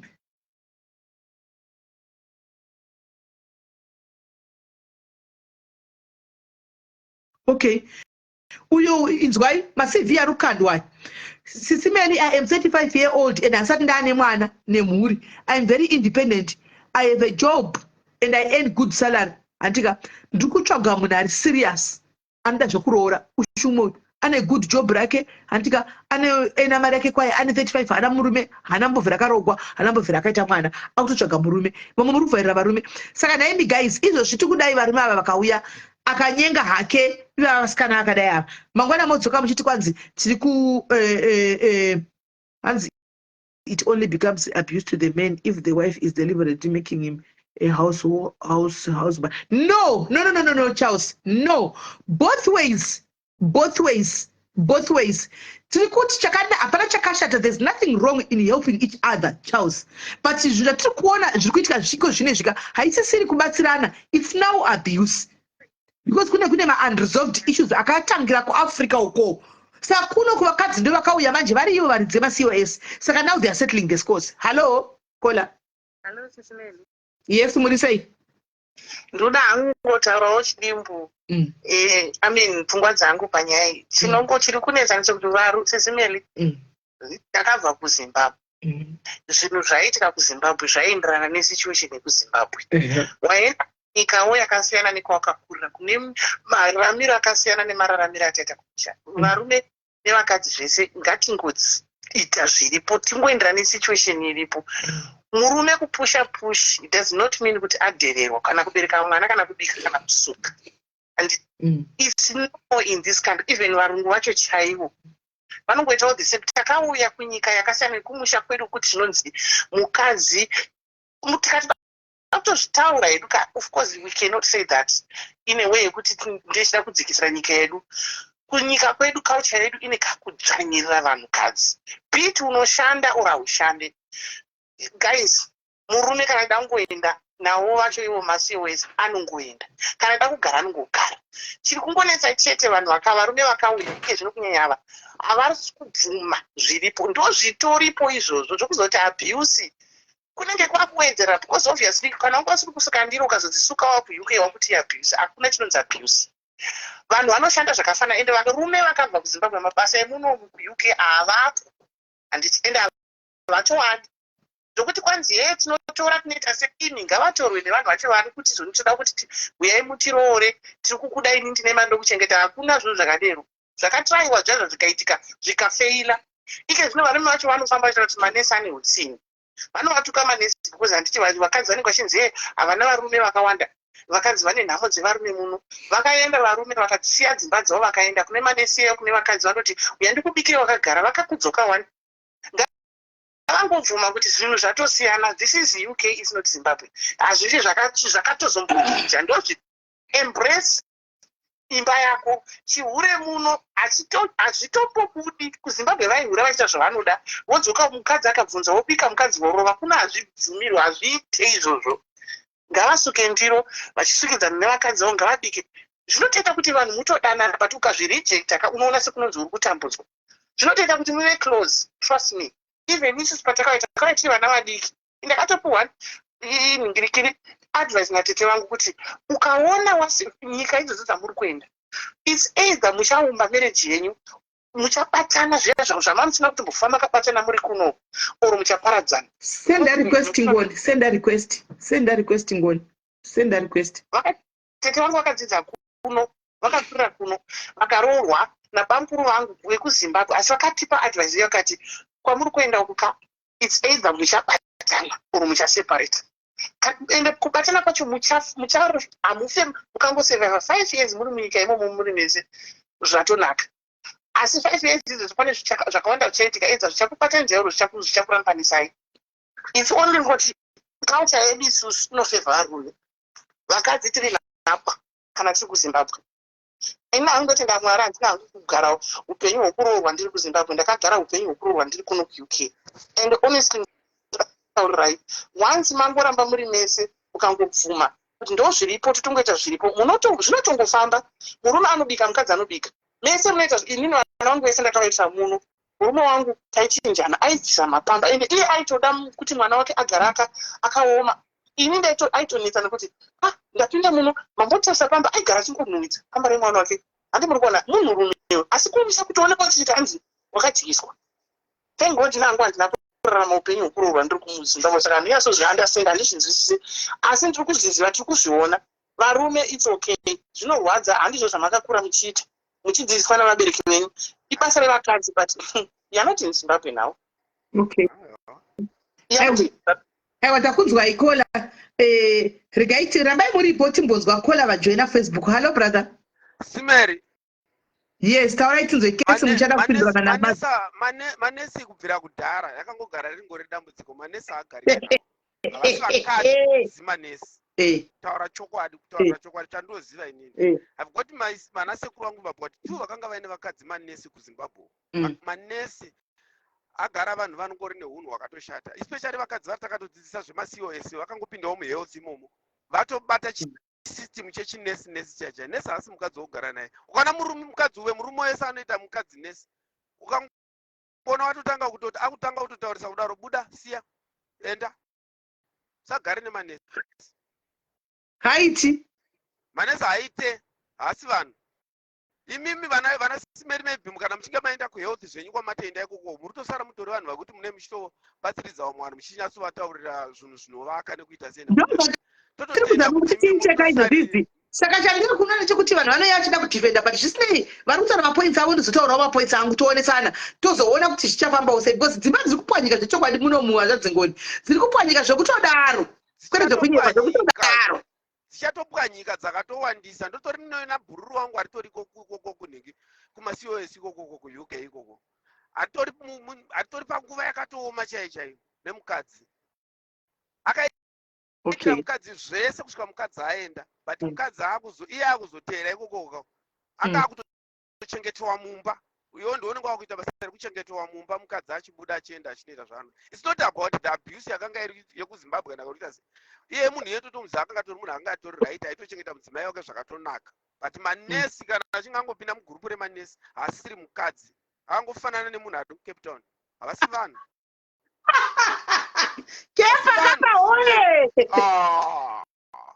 Havasi vanhu. Unotozvikuvadzisa instead yekutoti tongokurumidza wabuda mumarriage yacho usati warwariswa nechirwere, usati wakuwadziwa nechirwere. Vanhu vanorwadzisa, especially vakadzi vari muUK. Maramba tsvina amapira wena kwaitu tsvina. Ati hangu anenge asina munhu ngaauye kwandiri, ndiri kudawo mumwe. Muda nesi wacho iwayo manesi iwayo ndinomada tongogariswa 2 months idzodzo, togadzirisana 2 months idzodzo tosiyana ndotsvaka umwe. Okay, yes, alright. Aiwa vari kutsviwa manesi kwai kana wada kugadziriswa uya kuno kuseri kunokondibata ini ndokuisa kwavari then wogadziriswa 2 months unenge wamunhu po. But varume vava vari kubata uyanga yava vasimerenda. Ndoda kutendai nemashoko enyu ekuvaka muri kutaura. Varume vava vari kutsvinyira ivava vachavada. Vachavada. Unenge usati because nhasika uri right, but hausi kuziva mararamiro uchaita mangwana. Unodonha mubhazi uchibva kubasa, gumbo rikaoma rakadai rakakokomara rakadai, murume wako ndiye akakuzokuchengeta. Ndo pauchaona manje kuti makandiwo haasi Mwari, ende murume haagogona kuzogara newe zvachose. Ya saka vanhu ngavagara vachizviziva izvozvo. Yes, kari manesi pasine thank you Hazvadzingoni, thank you very much. Yo pakaipa right. Hello Susi. Hello Susi, muripo muche kanjani? Ndiripo, ndapindirawo panyaya. Munozoti zvinoitika ini what I've seen. Isu tinoda kubvumirana nakola vechikadzi vataura daidai vabva kutaura. Do you know kuti zvinoitika sisimeli when you move to a new place?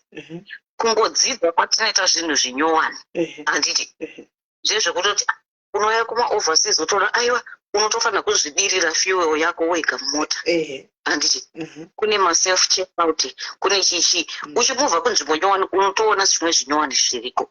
Inini what I think happens, I tend to agree nakola kuti isiso culture yedu munoziva kuti culture yedu zvainoitaka inotiita kuti titi marriage is the final thing.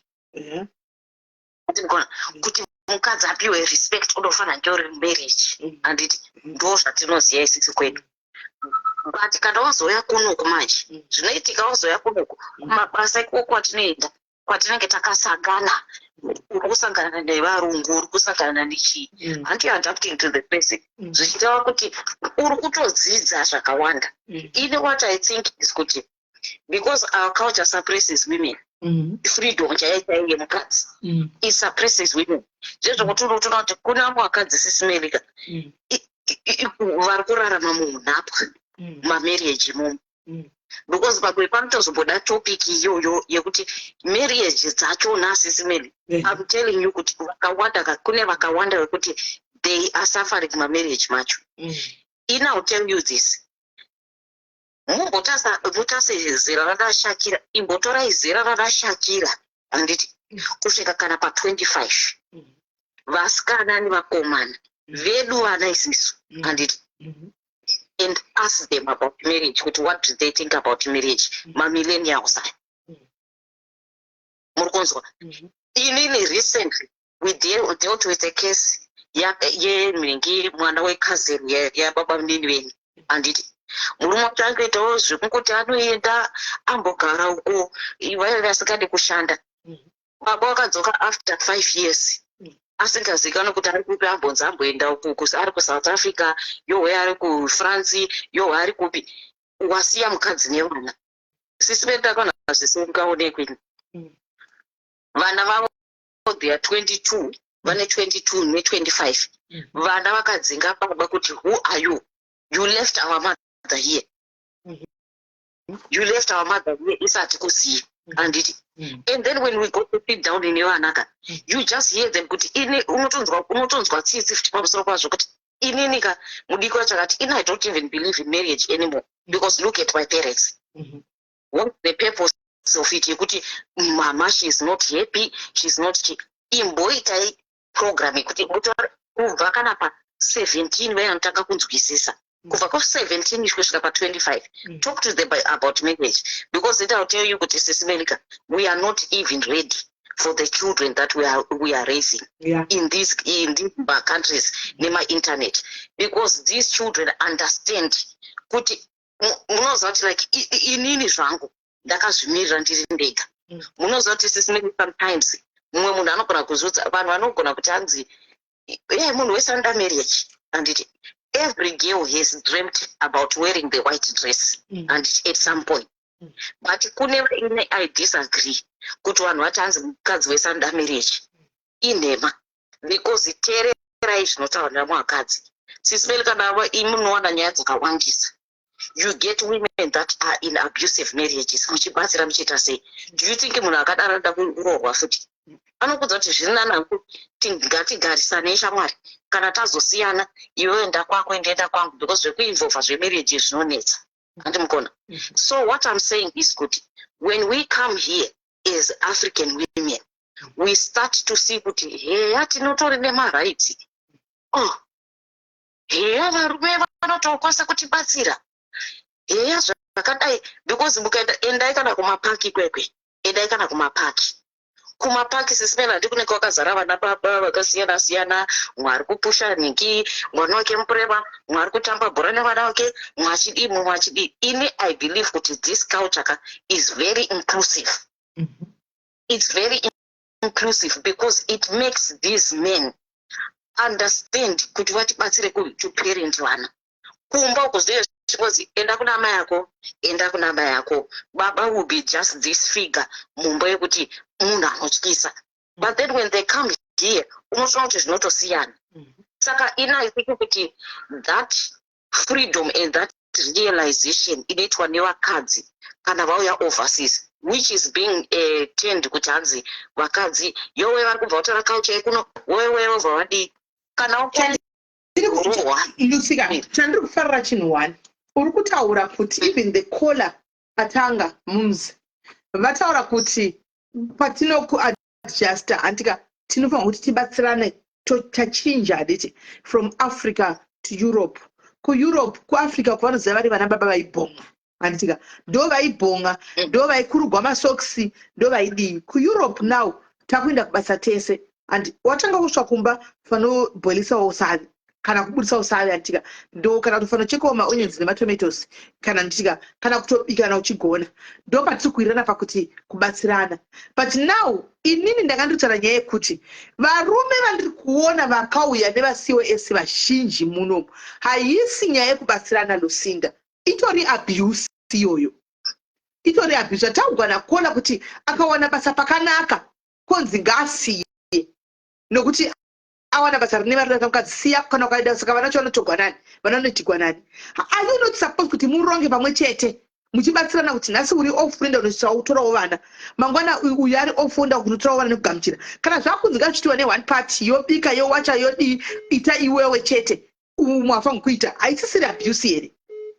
Aiwa inenge abuse. Ndo pane point yangu ipapo kuti majority of them there is now abuse. Hakusiri kubatsirana. Kubatsirana totobatsirana chaizvo muno kuti dzimwe nguva nditotaura muri washa ndiwachirewo hembe dzangu kande mwache basket muwashi mwechiri tikubasa mudzinike. Handiona kana ndikunonoka kuuya ikufanira kubika yawo kana breakfast kana chi handiona. So but kwete kwekuzoti everyday ndakatogara panapa ndototi ini ndiripo kudai mabika bikai muzodaitso mapedza masuka ini ndakagara nemi panapa masuka mapedza chindai munotsvaira mumba handika kana mapedza kutsvaira mufana kundisema chidai mapondikuya mangwana makuseni mukai munondisira mvura pato yekuabhusa munhu. It's no abuse. Exactly. I agree with you. Kuzoita futi masituation ka ekuti munhu waita kana kuti 18-hour shift sisimedi kana 14-hour shift osvika munhu akangoti go akamirira kuti iwe unekinire. Ina itenga kuti ka zvimwe zvachina futi zvine kamwe ka exaggeration karipo because guys makatarisa life yatinorarama kuti kuenda kubasa mwari kupita muchipesana muchiita sei. Ndezvekuti munhu anenge akagara akapeta maoko kuti ndakamirira kuti mai ndingagozouya ubika exactly. Unenge usina nzara because the situation will force you. Because kana ndichiuya kubasa ndichibva kubasa iwe wauya kana kuti 6 hours before me handiti apa usada kumukira makuseni. Saka iwe kada kumira kuti ndipedze basa na 11 ndiko yatobika nayo yatove abuse kumukadzi futi iyoyo. Yatove abuse kumukadzi yakuti nemurume kuti ndapedza basa na 4 zuva rovira otomirira mukadzi achienda 12 mumba kuti uya ubike. Yatove abuse because iwe haubiki. Exactly. That's abuse now. Unoziva kuti zvazvinoita zvimwe zvinhu zvachona futi guys ka they do thega. Tina hanzvadzi yedu kunoko. Do you know kuti sisi Menika takambogara naye sisi for years handiti kwangu chizorora ndikudze kana cup yetii chaikuti andiitire kana cup yetii kungoti shamwari ndiriita kana cup yecoffee anga nenungo dzinosemesa dzedzi. And then I was thinking kuti no ini papa munini wenyu I can't complain panyaya dzekubatsira you know but iye kazvaitoviitira fani kutoti munhu anomuka makuseni onhingina ine sometimes ndapedza ndikanonoka kupedza zvezve kana kuti munhu achiziva kuti ndakaneta munhu ake ari clean freak handiti. Saka on that side yekubatsirana ndinganyepi handiti.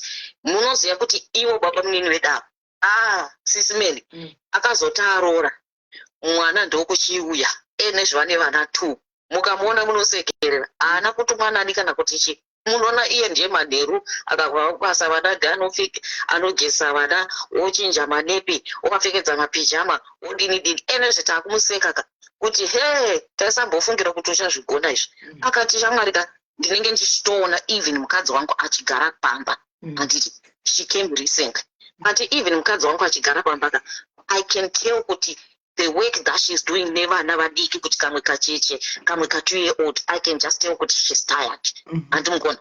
Saka nerimwe divi futi life yekunokuka zvimwe zvinhu they do thega zvataona kola kuti mukanyatsoita nemazvo guys you become even closer as a couple. You become closer because unokuka ukada kuita sahwira isi smell we hande yekulunch musoda kwati kuda kuti tiende kulunch iwe uri kubasa umwari chi saka munototamba mese muchijairana mumba imo. Ndizvozvo aiwa ndizvozvo tikunzwa. Thank you very much sister. Rikatimbodzawo kuti mwari kuti chi rikatimbodzawo right iri kuya vakadzi vari kujamuka vari kuti aiwa hazvisiri izvo. Why do I have this feeling that you people, you ladies, you wives, you are trying to justify yourselves? Hello, caller. Hello, sister. Yes, what do you say?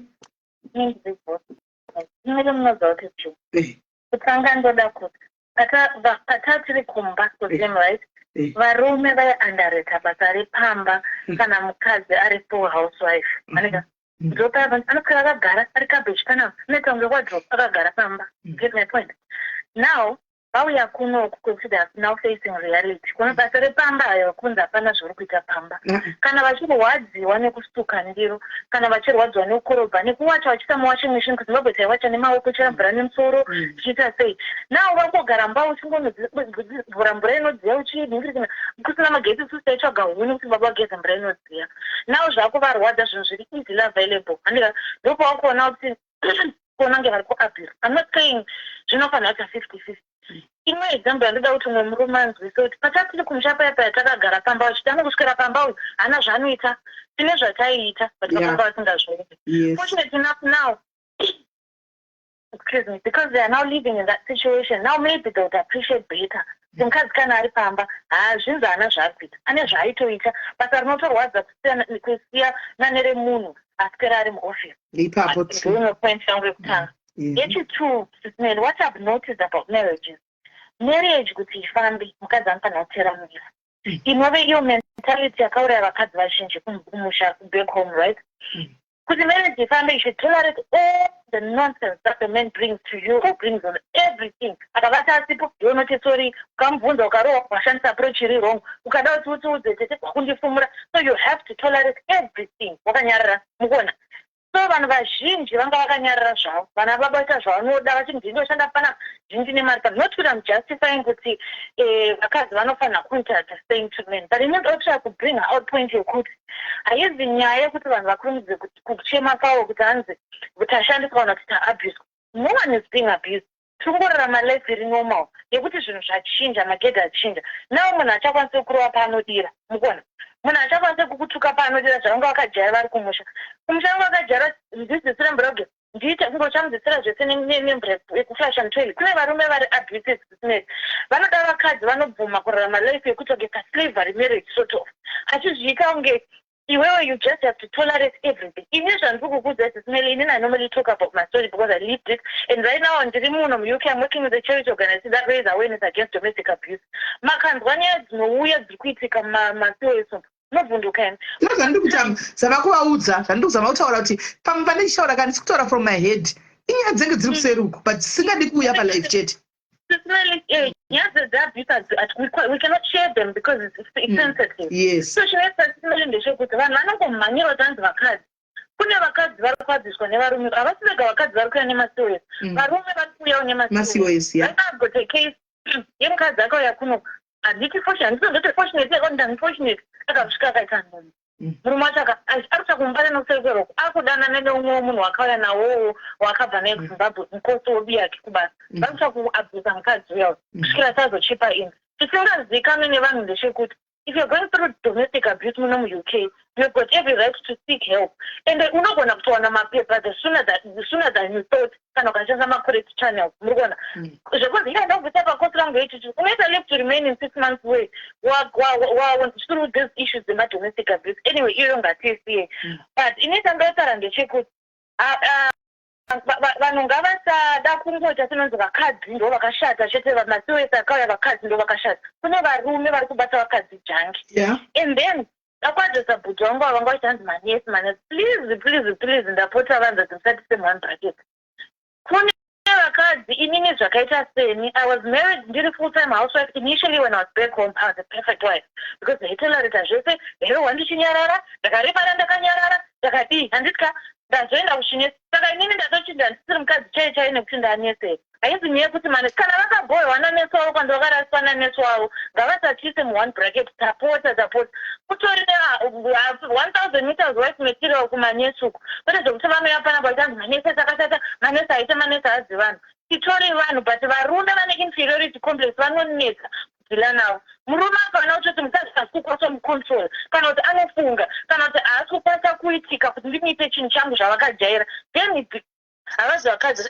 handirandoti kune manesi asingaite asi hazviroti tese hatiti ndozvandogona kungotaura muchidimbo saka ngavasatise musame bracket kuti hanzi manesi aite tinotoita pazvinodhipenda kuti kutsvaga mukadzi akaita sei kana munhu achida mukadzi anomo wekuti anomanipulate achiita sezvaanoda achirova akanyarara achimudi anotsvaga mukadzi asina kumbona kana musi wechikoro womuuya naye pamba womudzumburudza iwewe womuita sea unoda iwewe which is not right still tikazviziva kuti ndozvaunenge uchiita mukadzi wacho tinokusungisa tapedza ipapo chimwe chinoitika ndisimeli ndechekuti varume they are very clever vanokuunzira zvese handitya vanoda kuona kuti how much nonsense do you tolerate iwe wakaratidzwa kuti you can tolerate anything unongobvumirira zvese vanobva vatoti yenaro so ukati 5-12 years uri marriage uchitolerata izvozvo wazongoona serious nenyasha wauya kuno kuuk because eni yemunhu wese kuya kuno tese tichitouya tava chiti ndikauya vanhaudza munhu wangu tobva tashanda tese tichishanda one salary yedu tichisevha one tichishandisa kubhadhira mabhills nezvinodiwa pamba then tobva tazowana mogeji yedu tobva tazovaka zimbabwe tobva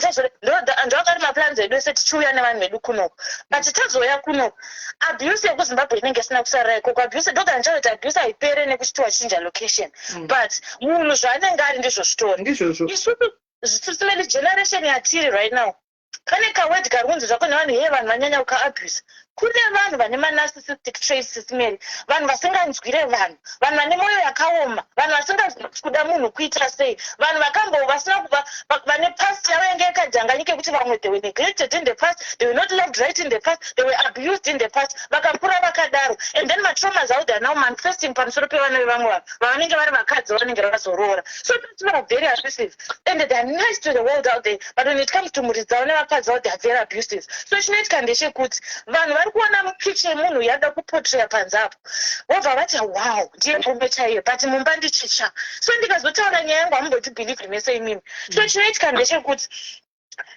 nekuti ari kukupa all the nonsense auri kufunga dzarifunga kuti iwe unokwanisa kutolerata musi wachazongotoona kosi waya kuuk kwada kusimudza musoro wako kunobva unoti kunoko hakubvumize kurowa munhu kunoko hakudinzwi munhu ukangoziva kuti ungosimudza musoro kudai wafurirwa wazoita shamwari wazoita sei hachakubvumize kuona hama ini ndasingabvumirotara namai vangu ndasingabvumirotara nababa vangu ndasingabvumirotara nani I was isolated from everybody I had no social life zvokuti paakazotisiya paakaenda I struggled nevana ndasara ndega because I had no social life ndasina kutaura naye ndasina kudzidza kutaura nyaya dzangu kuvanhu ndengosafa ndakanyarara inini kuya kwandakaita kuno kusimele ndakauya ndichiti this is the last straw I'm going to give him the last chance because takanga taramba na countless times tikadzokorana countless times paakauya kuno he never changed very quickly he was dating online very quickly akangoita zvokunditeerera very quickly mari yangu yaida kufa nhauta yake ini ndasina mari akazotarira ndopanga kudiscover kuti kana hembe yekupurema chaenda handisina a year later ndandisina ndichingopa mari iye achita like ndichikomandwa everything ndasingakwanisi kutaura ndangasina shamwari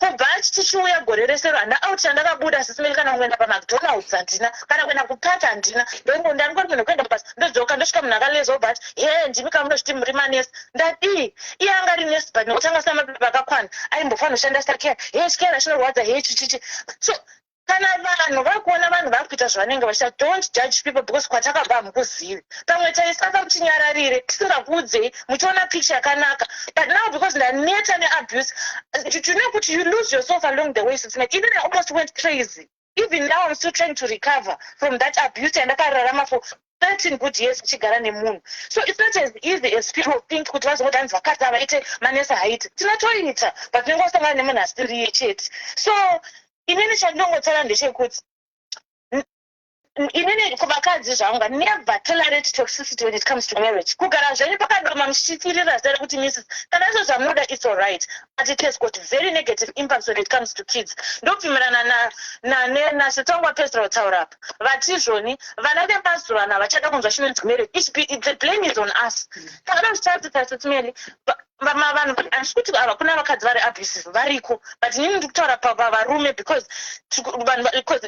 makosi echikadzi are more labeled than varume that's why ndiri kuti varume but vakadzi vari abusive variko so ndiri kuti chisitimeli isusu tinenge tichishingira marriage dziri abusive tichifunga kuti tiri kugarira vana hamusati mambogara pasi nemwana akakurira mutoxic marriage mukanzwa zvavanotaura munorwadziwa unodemboda ndakasiya ndine 1 year marriage pamwe mwana wangu angadai ari right vana ivavo they are traumatized and at the same time ukada kuzodzokerera kumashure baba ivavo vari kuabhusa ivavo vakakurira musame situation yababa vanga vari toxic ivavo iye akagudzidza kuti mukadzi anyengero mukadzi anorohwa mukadzi anonzwai kuti akakura nazvo iwe waita munyama warorwa nemunhu uyawo ndo zvawango experience so at the same time kana ukaramba uchishingira ukagara nevana vako ipapo vana vako vari kudzidza chikoro ichocho even vakaroora ndova problems aramba chingoenderera. Saka ndiri kuti hapana munhu anonzi nekuti munhu auya kuno kuuk achinja character. Hakuna change of character. Takabva nazvo kuZimbabwe chingoti pamwe tikaenda kuzvibhonyewa tikaita mari zvichachinja. But kana munhu asingakuda hakude, that's the bottom line. Kana munhu achikuda sisimeri haarwadziwe nekukubatsira kusuka.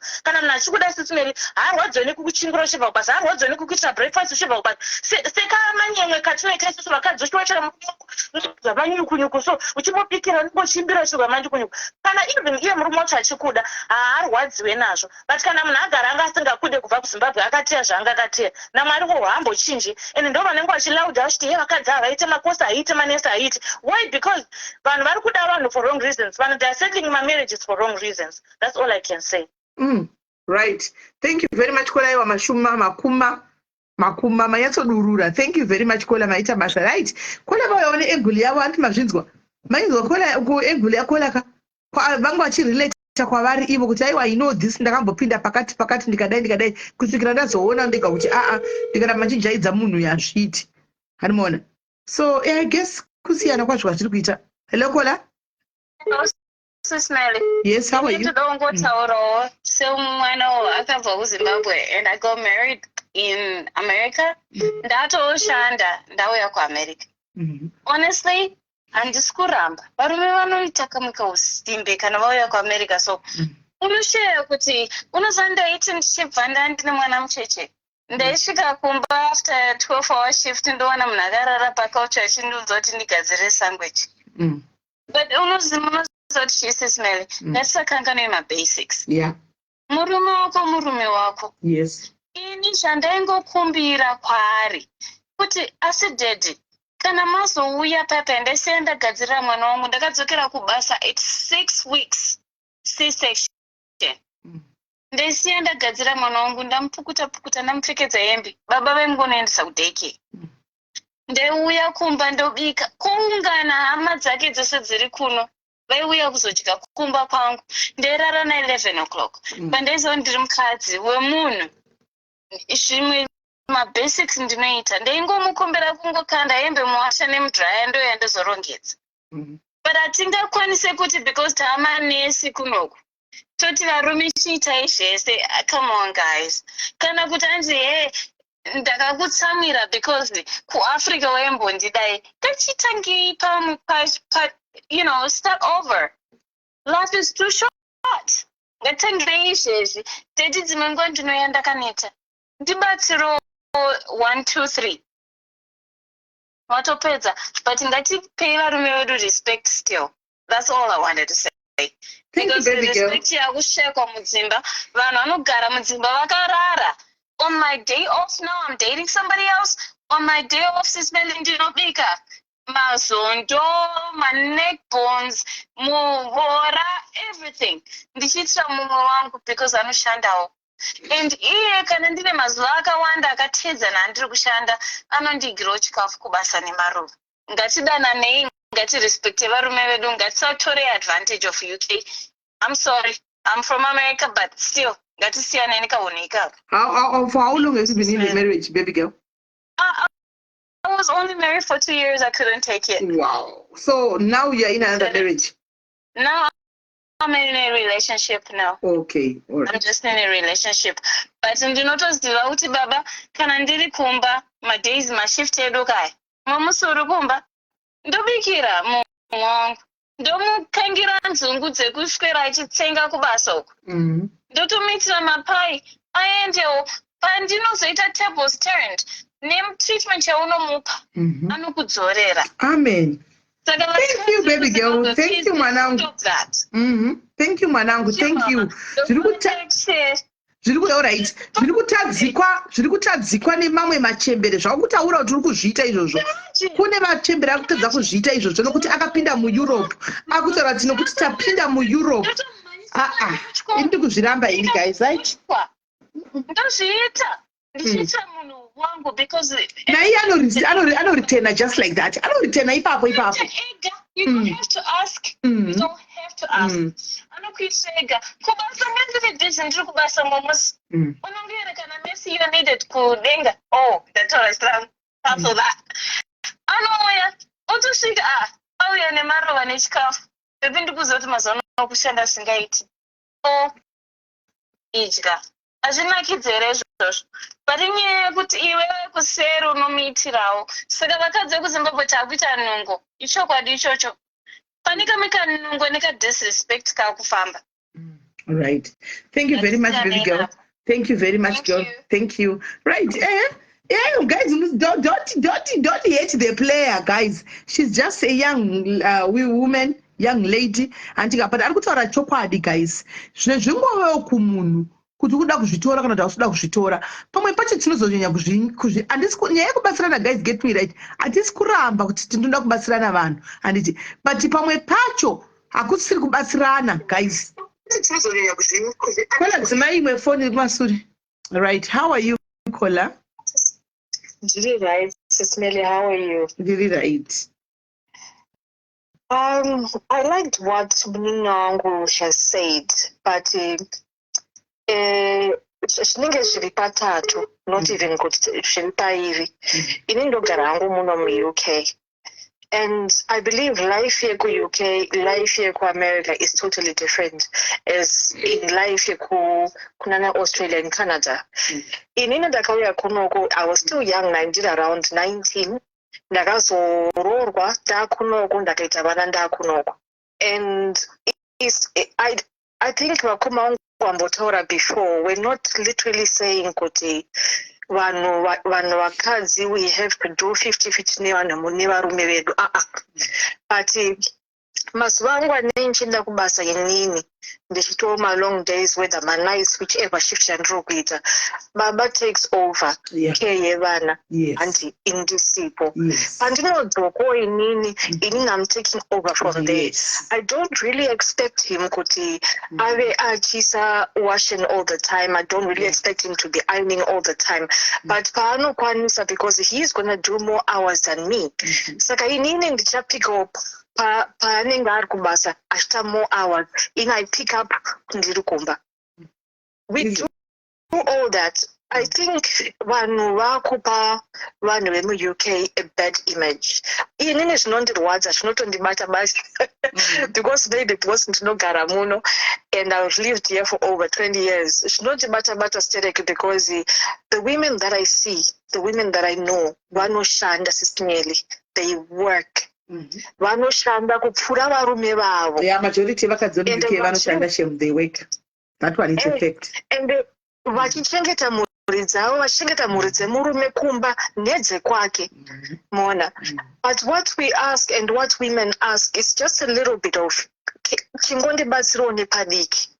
Andi inini ndaimuona ndichibva kubasa because ndakuziva kuti nhasi ndiri kupedza zuva rangu mangwana iye akutanga ake ndaingomuti shamwari baba nhingi ndakudzoka kumba ndikumbira ungonita sei ungondihuvhira mumba because I know zvekuzopukuta nekuti sei hazvisi zvake.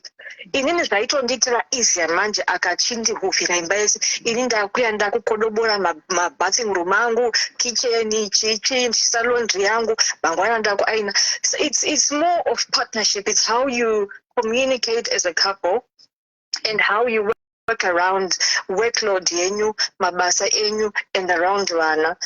Sometimes magada unozozviona kuti your life is just circling around handover. Urikuita kunge handover yekubasa. Wasvika kumba murume agohandover kwauri kana kuti iwe agohandover kuvana kumurume. Inini ndakadzidziswa namai vangu to respect my husband. That has never stopped. No matter kuti ndamu-UK. It has never stopped. But murume wangu has got up ekuti inini dzimwe nguva ndiri pamba tese tiri pamba waimuona pandinozomuka inini munhu atogeza vana utoita breakfast. Not kuti I'm saying do it, but no, kuda kwake kuti no, I know you're tired. Let me just ndangogeza vana prepare breakfast chumuka uye uzodya. Apana I know abuse iriko kuvarume, I know abuse iriko kuvakadzi. Pakamboita phase a few years ago whereby vakadzi vangu vari kuita kuuraiwa chaiko nemaZimbabwean men. Yeah. Vakadzi vedu vekuZimbabwe. kakatore kaseries kakaitika ikako. And vamwe vacho it's merely kuti they can't take mukadzi kuti akuita mari yakawanda kupfuura inini. Pane vanhu vanga vari ma-CEO, vanga vari ma-MD kumba, vanhu vanga vari ma-manager vane very good jobs kumba. When they came here, they had to start from scratch. Yeah. And most of the men vanga vasingade nursing. Vakadzi ended up having to go into nursing because ndo yaita easy kuti vanhu muwane mapepa. Waingogadzirwa contract yako wapedza kuita nursing yako after makore apo kana wakwanisa 10 years watomu indefinite watomu citizenship. So that it was an easier way of people doing that. So most women ended up doing nursing because varume vanga vasingadi. And varume vakazoendawo vakupindawo ivo maybe vari mukeye zvavo but mostly vari kuma-learning distance mental health side. Then mukadzi akuwana more money than murume akufila threatened by that. Ndo pane problem. Yeah. Murume anofila threatened kuti ndinga ndiri main provider tiri kumba but nezvemukadzi ndiye main provider. Now akufila kunge wakumu-underminer but hausi kuma-underminer but kapfungwa ikako manje kanobva kabuilda zvunye usina kunaka. Ndo panotanga kuti vanhu vakunetsana mumba, vakudii mumba, vakuzoita sei, and people end up breaking up and a whole family is torn apart because of nyaya yemari. And I understand kuti variko vakoma vangu vanin'ina vangu who are in that position yekuti murume was the main provider kumba and tables have turned ndiye apo and vanenge vakudzvinyirira varume vakutarisira varume vavo pasi, which I believe it's wrong. No matter kuti uri kuwana mari yakaita sei more than murume wako, still respect murume. Yeah. That doesn't change. Respect murume wako, ita zvaunofanira kuitira murume wako, work together as a couple. No matter kuti uri kuwana nofunga kana 3,000 above his azvina basa, murume wako. Yes. Unofanira kupanana that respect. It has to be always there. Even tichibatsirana mumba chaimo, respect him still. But ndinoziva kuti this is happening. But I think because taakunoko akusisina community yatainayo sisine likumba yekuti kuna sekuru, kuna ambuya, kuna tete, wekuti you can easily go to them and talk about my problems enyari mumba and they get resolved from those people. Kuno katina vanhu ivavo. Everybody is at work, everybody is doing their own thing. Life yemunomu iri busy. I believe my queens wisisa now makuno is just busy. You will not find yourself sitting down. So unless you told me vakurana ninganashakira yekuti vanenge vachitobika anototinda mumba, it's easier that way.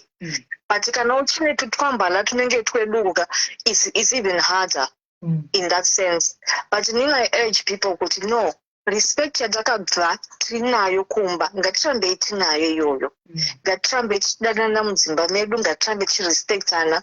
Let's not disrespect our men. Let's work together. No matter kuti uri kuwana mari yakawanda sei, respecta murume wako as you used to do.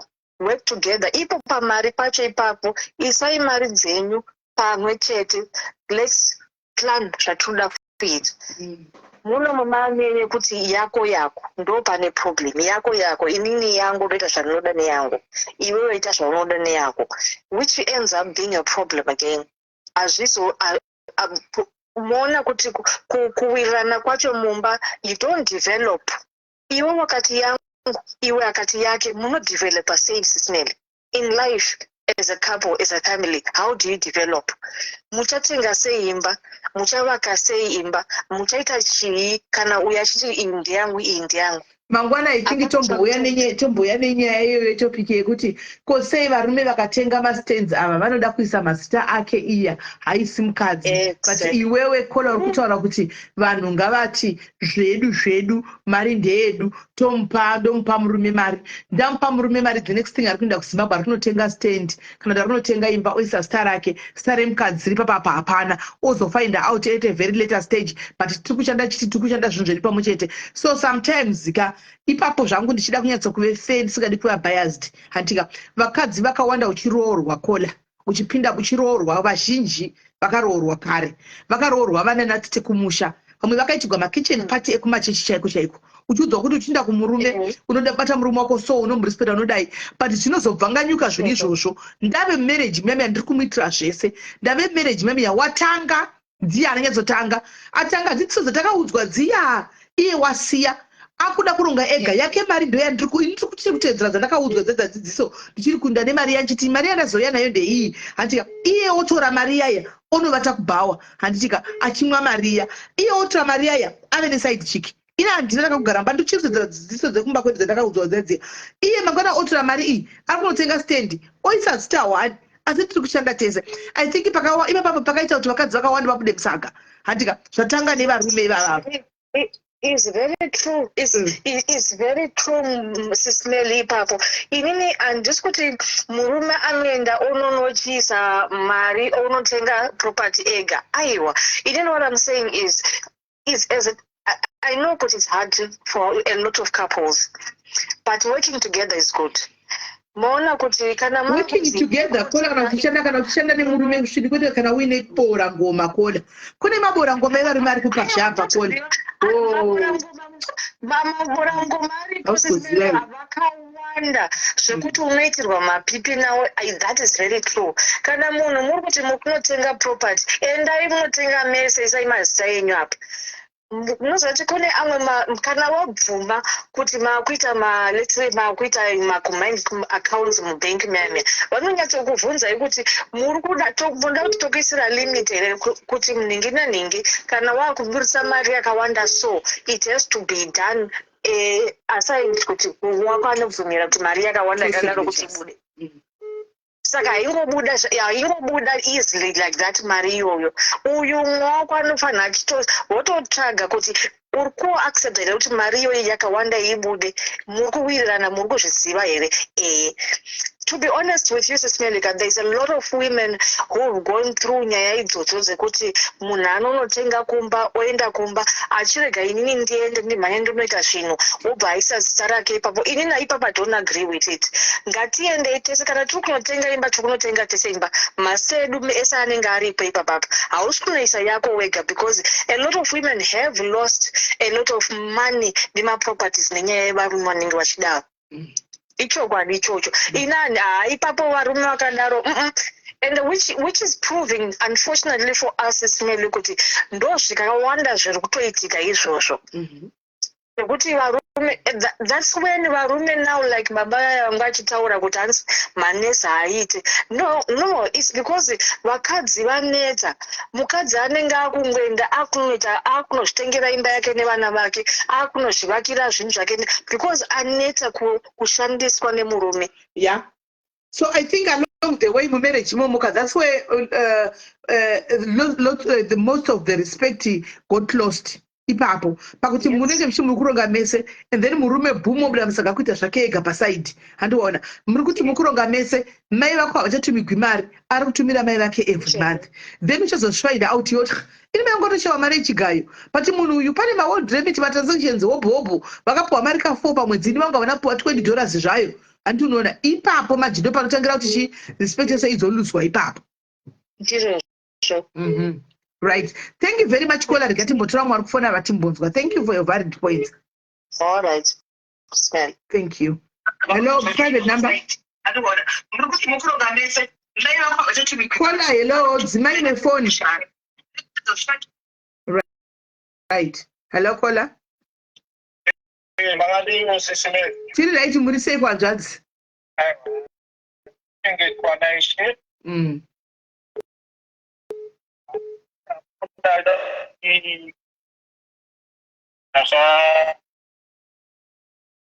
mutsekwende kufitwe nafe. Hatishaka kunzwa muri kure nefoni, sonera mudhuze nefoni tinzwe. Taura itinzwe.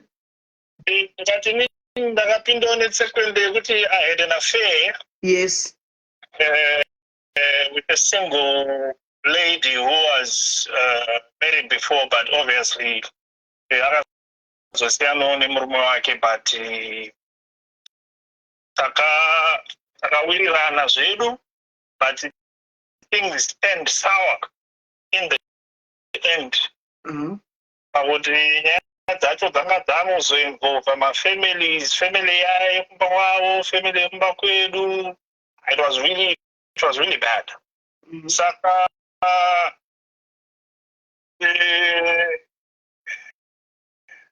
pangapa kubuda ma-accusation inini danda kuito zvandaito, unongoziva kana manetsana kamunenge makuda kunatsofixana chaizvo. Yeah. Which was I mean, on my part I feel bad. Pane zvandakazvingenda kuita zvacho, because you know, ndakastruggle.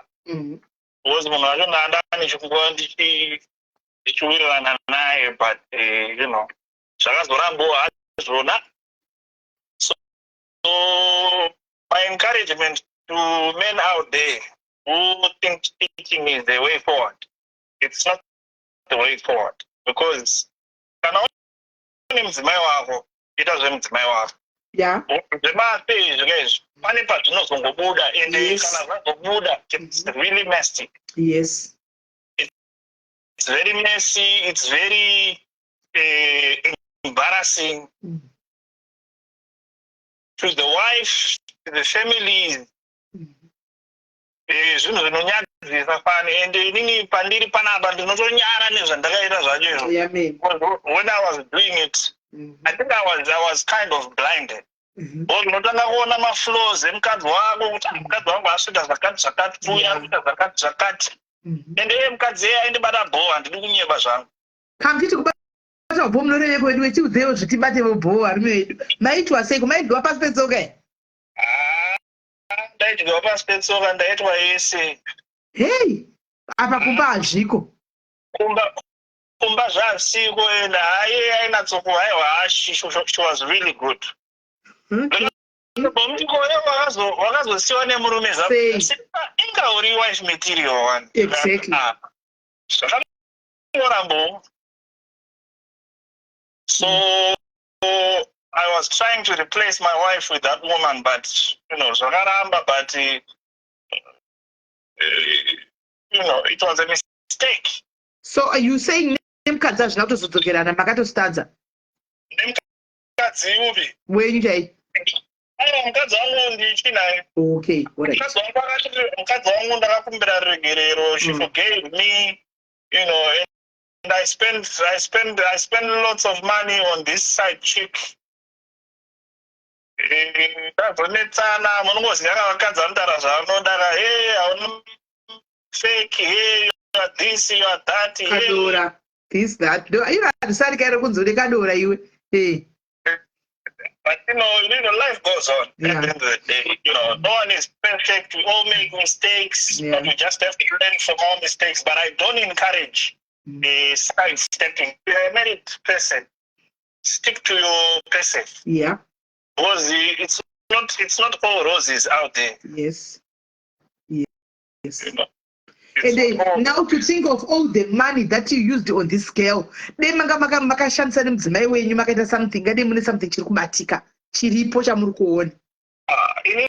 Inini zvangu anga atori mafirimu chaiwo. Ndakazoti ndapedzisa kuenda kumba kwemusikana iye, ndakabva ndakanganwa ringi yemutatu. You don't say. Ndakanganwa ringi yangu yemutatu. Mamabvisirei? Makamaibvisirei? It's all good, you know what? Kumangamaibvisirei ringi? Unongoenda kusmall house, yakaundifunga. Saka kamasvika pagedhe mamazvomora ringi? Obva 2 minutes, obva wakanganwa ringi. makuvhunza ring ko naye baby ring iri ngopi wangopa mastories zvakazongobuda zvese kuti baba mupano wangu asiya ring kusmall house ende vanotaura kama small house ndio vanozongobudisa chiza bedhemenya chimwana ndokushongoresa maakaunti bhagwi mwana madhamba vatoona kuti baba vaitospenda zvavo mari nesmall house. But you know what, like I said, I'm grateful kuti mukadzi wangu akandiregera. I came out open.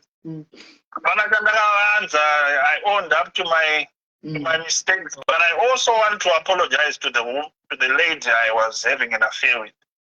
Because you know, indaida munhu iyo akangokambiro panguva yacho iyoyo, but I think, you know, I owe the person an apology. It wasn't right from the onset. Munhu akangotanga uya muEngland ndikati ndibatsire munhu along the lines. I had enough. Takambonana kudhara handisati ndaroora.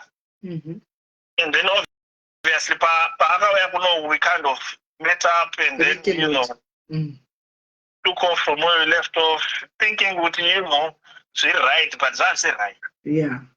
So I do regret, you know, putting my wife through all the trauma, and I also regret putting her through the trauma because it was not right. True.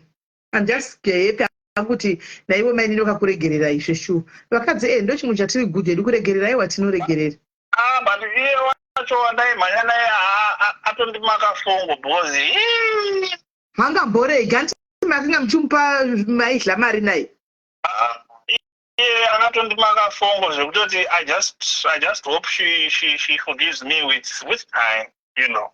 Kutombokumakaidi because iye akatondanana nemi muchiti achiziva kuti mune mukadzi wenyu ngaatodzikama zvakati hlo atoziva kuti maive nemukadzi wani saka ari kuda kuti ana adii tinenge takanyebaka kuti amayazi madhamu kuda kusiya mavakanyepa aiwa saka kana zvakadaro hapakaipa ndinoda ndokutaura kuti inini wacho I feel bad kuti unenge wakatambisa munhu frande but aisibo because kama is real kuti kana ukakanganisira munhu zvakangonaka kubuda pachena okumbira le ndizvozvo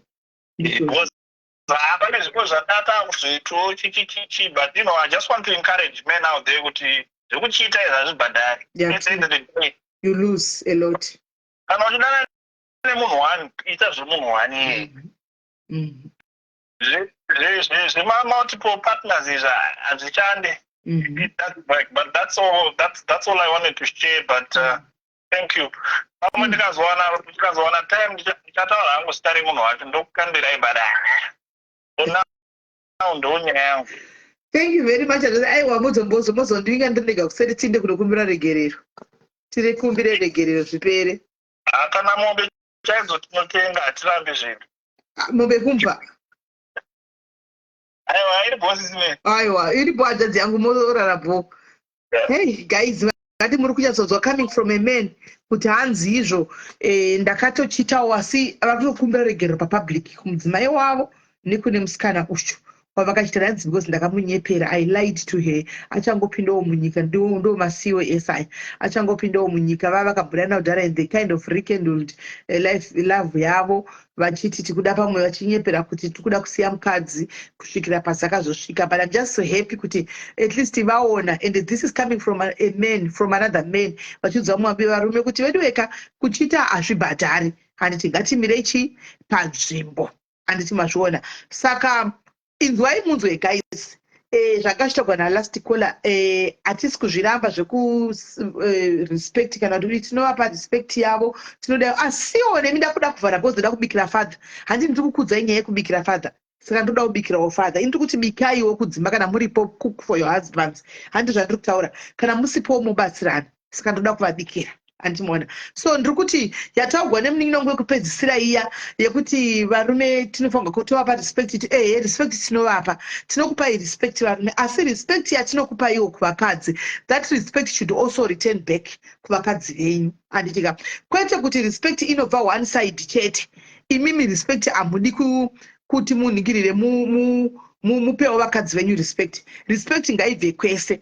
Kana wapinda muEngland macho wabva kuAfrica, wachipinda muno waona iwo maAsian aya kana kuti maCaucasian kana kuti maCongolese amene kuti munomati kudini antika vari kungosekenyuka waakuda kuenda kunotesta vachena uchisiya mukadzi kumba andioni kuti zvinobuda because iwona ivo vakadzi ndipo vanozoda kunotesta manager avo kubasa handimaona because ndimi uri kutanga chigame ichi kana uchingoda ida mukadzi wako svita kwanhanda dzaya ingoda mukadzi wako anditi ida mukadzi wako sokumuda kwawakaita chero anga asina magaro wakamuda akadaro chingomuda chero anga ane ziso rakareya wakamuda akadaro chingomuda akadaro anditika kwete kuti wazochinja wapinda muSA waona iwo masipika ekusurisa akakura kusvika uko kumedhem avana wakukombeya medhem nemazisipika matenga aya mapaipi aya emasuweji anenge ane vakadzi kuSA wakuti haidida kutodai so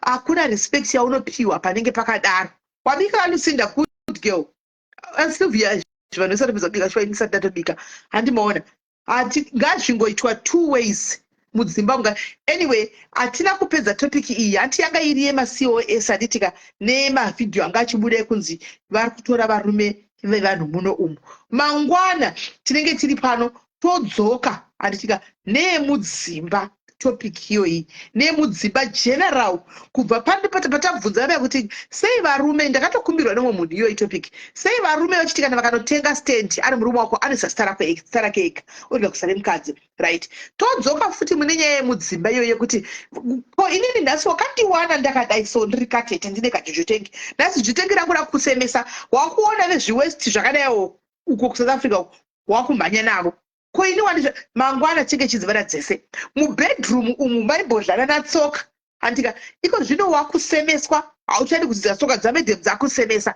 handika because wakunodya dzeyellow panze apa dzeyellow body tsoka but yangu yeblack iyoyi patakada ndina kwanga uchiona kuti tsoka yangu ndeyeblack iripo zvachinja saka tinenge chida kutinzwe mangwana injera vanhu vesati kubika ini ndoga ndisina tichinyatso kutoona kuti chii chiri kuitika mamarriages umu handika tichiudzana nekutsiurana saka ati we listen we don't judge tichida kungoudza mafacts chete animaona so mangwana guys nevarume venyu varume tinokudai mangwana tinokukokai pachirongwa pano tinokukai mangwana musanyarare tozati munogara muri panapa pakanyarara mangwana musanyarare uyai muvhure handika muvhure mutiudze kuti chii chiri kuitika mudzimba chii chainetsa kuti zvinhu zvisanyatsa kufamba zvakanaka ndachinjei nhasi yokuti mukadzi nhasi ndakunyadzisa ndachinja papi kudhara waimbotadza wasingagoni neni tiri kuZimbabwe nhasi tapinda muSouth Africa nhasi tapinda muAmerica tapinda handichaiti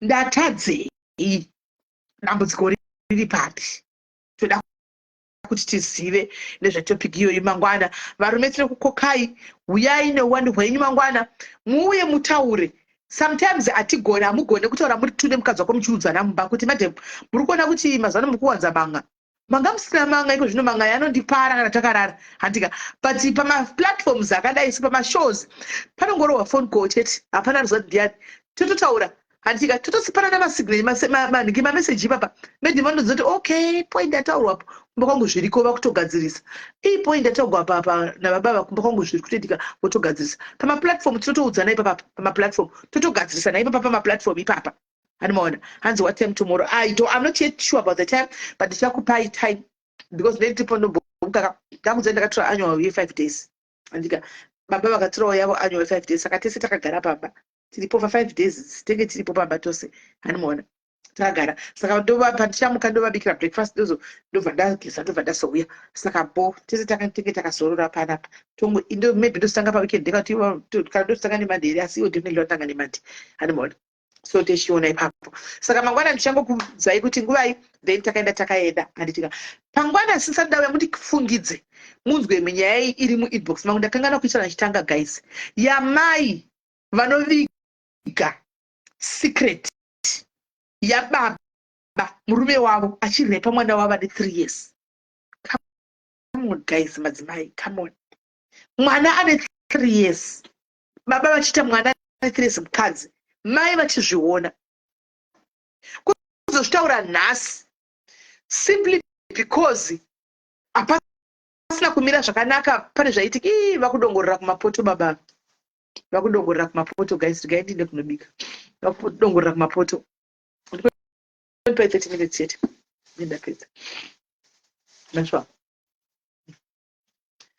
Anmona. Saka chizvinotaura mangwana zvakanaka ndakanyatsonzwa zvisiri nezvenyaya iyi.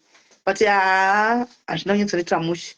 Guys, chiregai ndinde vekwangu father vakumirizika pano vachimiramira vachimirizika muri kumirizika yakunobika 30 minutes yet ndapedza. Guys, chiregai ndinde guys, tobatana mangwana nditika mangwana akanaka morarapo guys. Thank you guys, thank you all the star senders. God bless you.